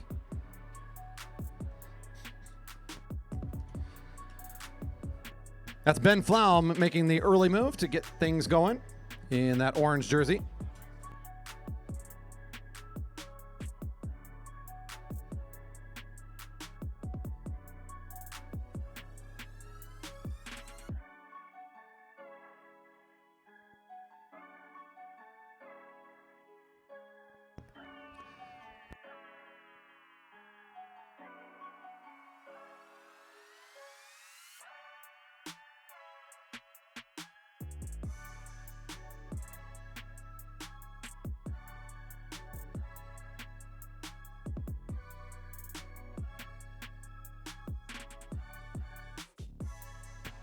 That's Arnoldi now on the front, number 301, 319 on his wheel.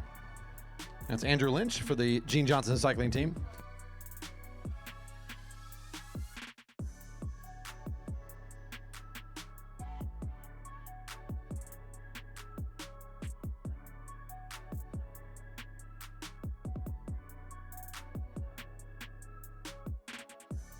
And just a friendly reminder for those in attendance or those riders as well that are not currently racing, we do not cross the racing surface while riders are actively racing. Please stay to a side.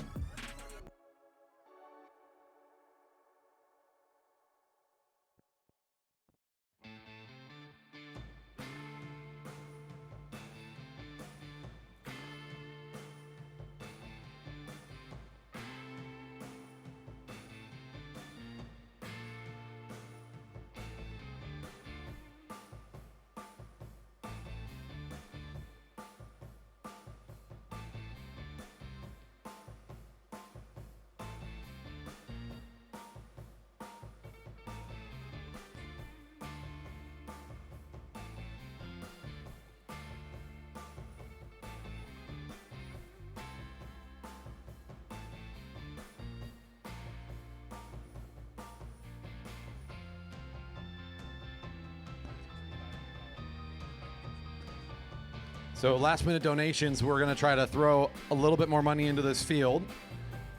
Thanks to a donation within the field, actually. It was enough to put us over the line here, so we'll make that happen. 3 preems now, all announced from here.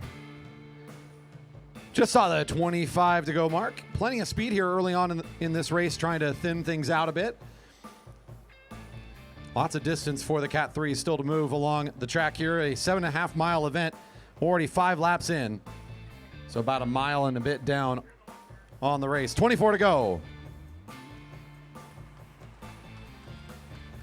Andrew Lynch pulling up for Will Fowler, number 333. They're the Jerry Baker Jr.'s team.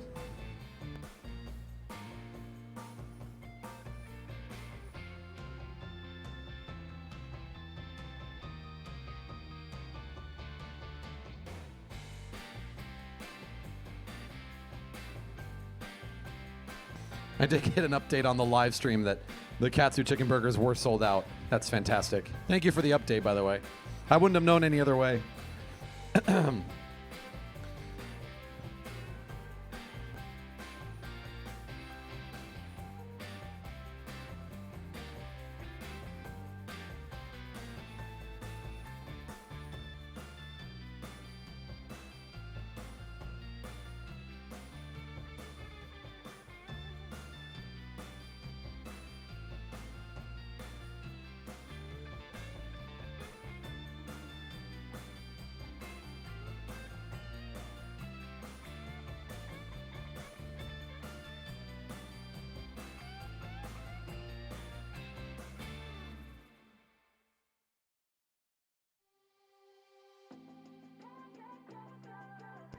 Our Cat 3s still looking pretty consistent tempo-wise. It's just been good tempo from the front. Lots of rotations for the riders taking their turns.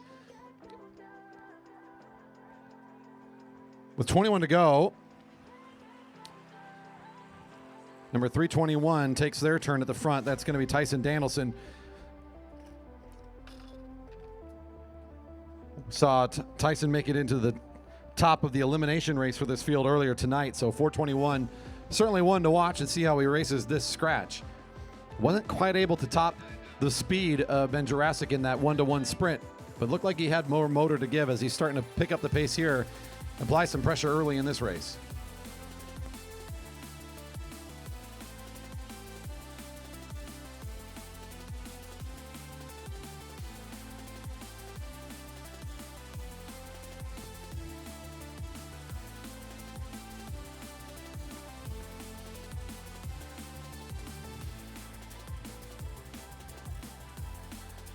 Do you have some cool shots or any photos that you're looking to share from? I see a lot of folks out there doing some work from the infield and from the outfield all night long. Don't be shy to share a link with us. You can find contact information for the Velodrome on our website at velodrome.org. You can get a hold of just about anyone on our staff, and we'll be able to forward a link to the right people.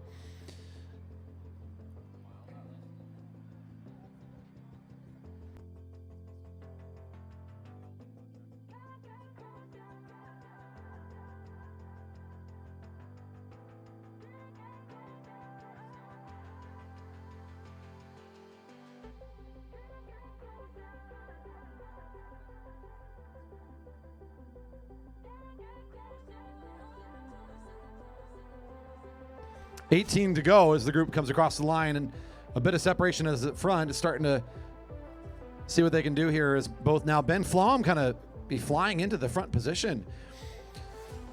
And I remember when this rider got his upgrade out of the Cat 4s, this was how he won races, was trying to pull ahead like this and kind of muscling his way ahead on the solo effort. At 17 to go, it's Ben Flom for Fell Swoop. Zach Jurassic 322. Holding on to the attack so far.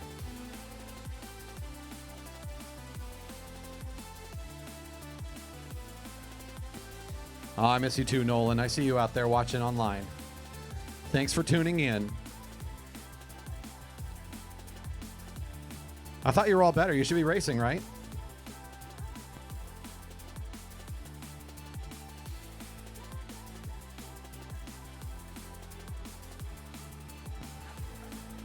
All right, 16 to go.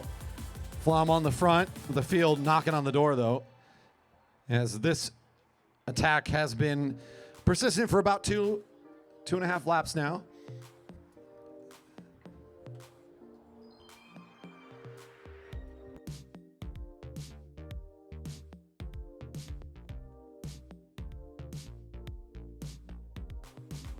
And our first $50 premium to lead the lap next time around. $50 to lead the lap next time around. Our first one of 3 preems. $50 to lead the lap for the Cat 3s.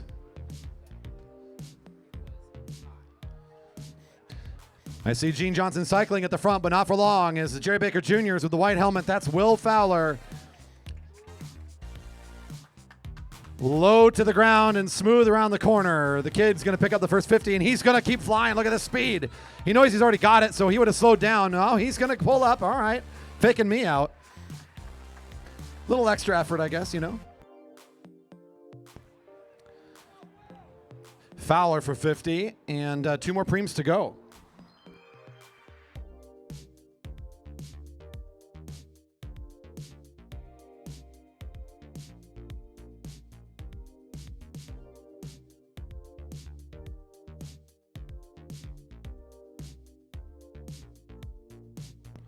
$13 laps remain.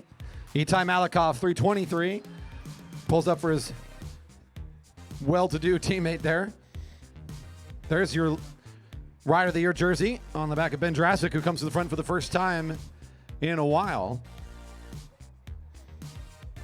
All you got to do is sit kind of middle of the field and let people that are coming off the front slot in front of you, and you can kind of sneak your way in the back of that lineup.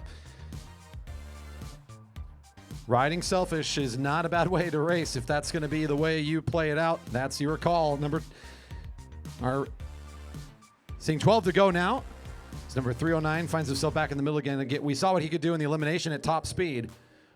Certainly someone you're going to want to watch as this race plays out. If they stay at a moderate tempo, it will play just fine to his strengths.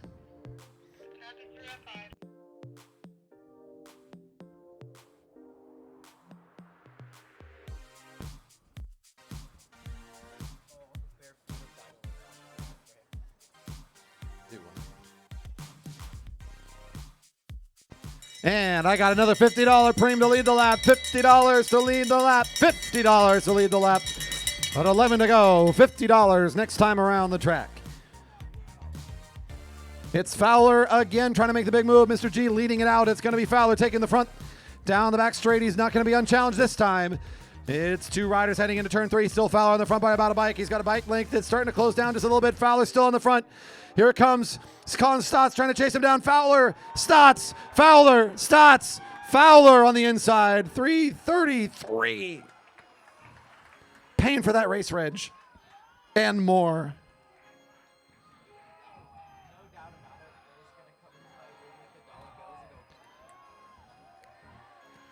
Colin Stotts getting the go-ahead, too. Will Fowler's already pulled up to the rail, wants to reset for the win.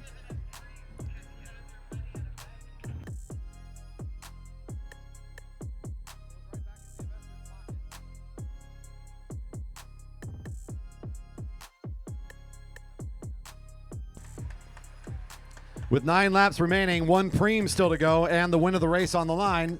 Still plenty to calculate here. I'm guessing Fowler might be trying to reset for the win at this point, wanting to contest for top 3 positions rather than think about the next preem or his position in the race in between now and then.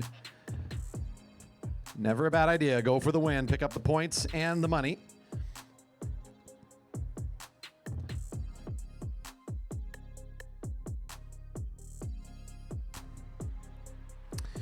Nolan Adams checking in from Idaho. All right, all right. I promise that the skip frames and the bad stream is not Idaho's fault. It's us.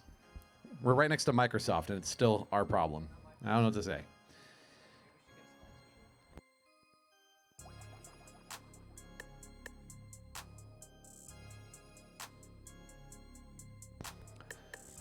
Seven to go. Flom makes his way back to the front again in the lineup. Everybody's single file behind him.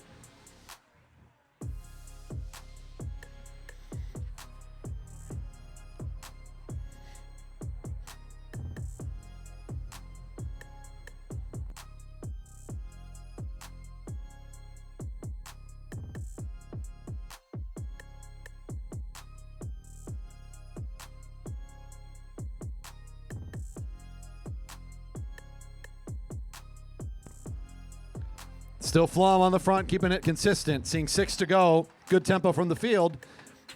Lots of time still to develop sort of an attack or some other opportunity to open up. And they still also know there's that preem awaiting around the next turn.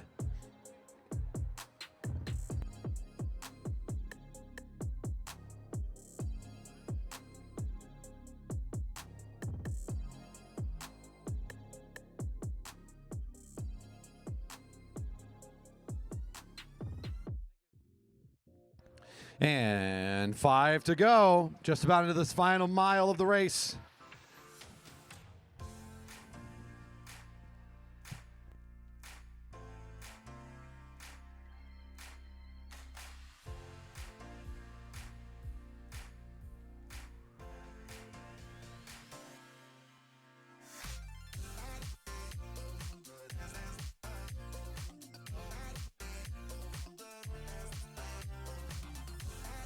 Four to go. Flom and Tyler at the front here. That's Ben Jurassic, third wheel, number 309. Will Fowler, 333. Colin Stotts in the green jersey with the white bike. That's our lineup at the front half of this group now. Tyler Arnoldi still on the move.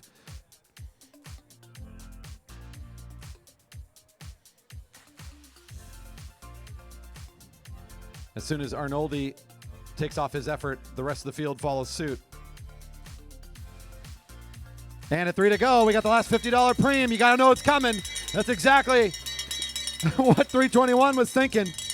As Tyson Danielson could sniff that one coming out.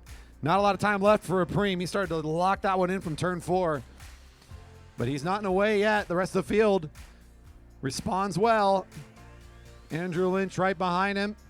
Itai Malakoff, I believe, the next closest rider, starting to find position for the $50. It's Itai coming around the right-hand side.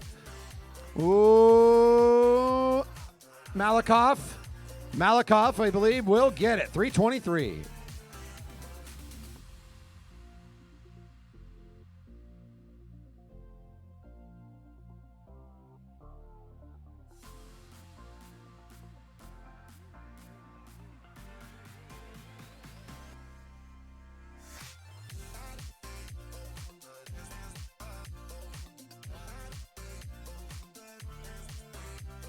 And now it comes down to the final lap of racing tonight.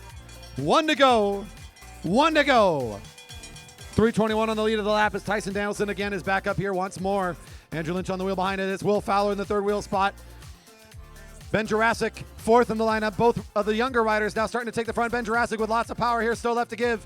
I saw him sit up on the sprint for cash. He's still got lots of power. Will Fowler challenging him all the way around the turn, but it looks like Ben Jurassic's found a little bit more power here at the end. He's going to be able to close it in. Jurassic for the big win. Fowler for second. Number 319 is Lynch, comes in for third, and I think his teammate in fourth right behind him is Tyson Danielson. A great finish for the Cat 3 men, and that will do it for racing tonight. How about one more round of applause for the great athletes tonight for the great show they're putting on. Thank you, riders, one and all, for some great racing. We appreciate you all. From our staff and our team here, it's been a pleasure being with you all. We cannot say thank you enough for coming and attending. If you're still here in person, really appreciate your support and your cheers throughout the night. Give us some love to our riders. For all of you that were out there watching live, well, we already lost the stream a moment ago, but we'll get it up re-uploaded in a second. Hopefully you're rewatching this in high quality later. Thanks again for tuning in and joining us here at the Velodrome. We have more racing for the juniors tomorrow. Clinic at noon, racing tomorrow evening. More action on Sunday. We will be streaming tomorrow night as well, the Saturday event. If you want to find out more about all the great racing and programs going on, couldn't keep track of all the things I said, don't forget the home of everything having to do with Jerry Baker Memorial Velodrome. It's velodrome.org. You can check out more information there. And from all of us to you, thank you again for joining us. We look forward to hosting you for more great racing action here at the Jerry Baker Memorial Velodrome.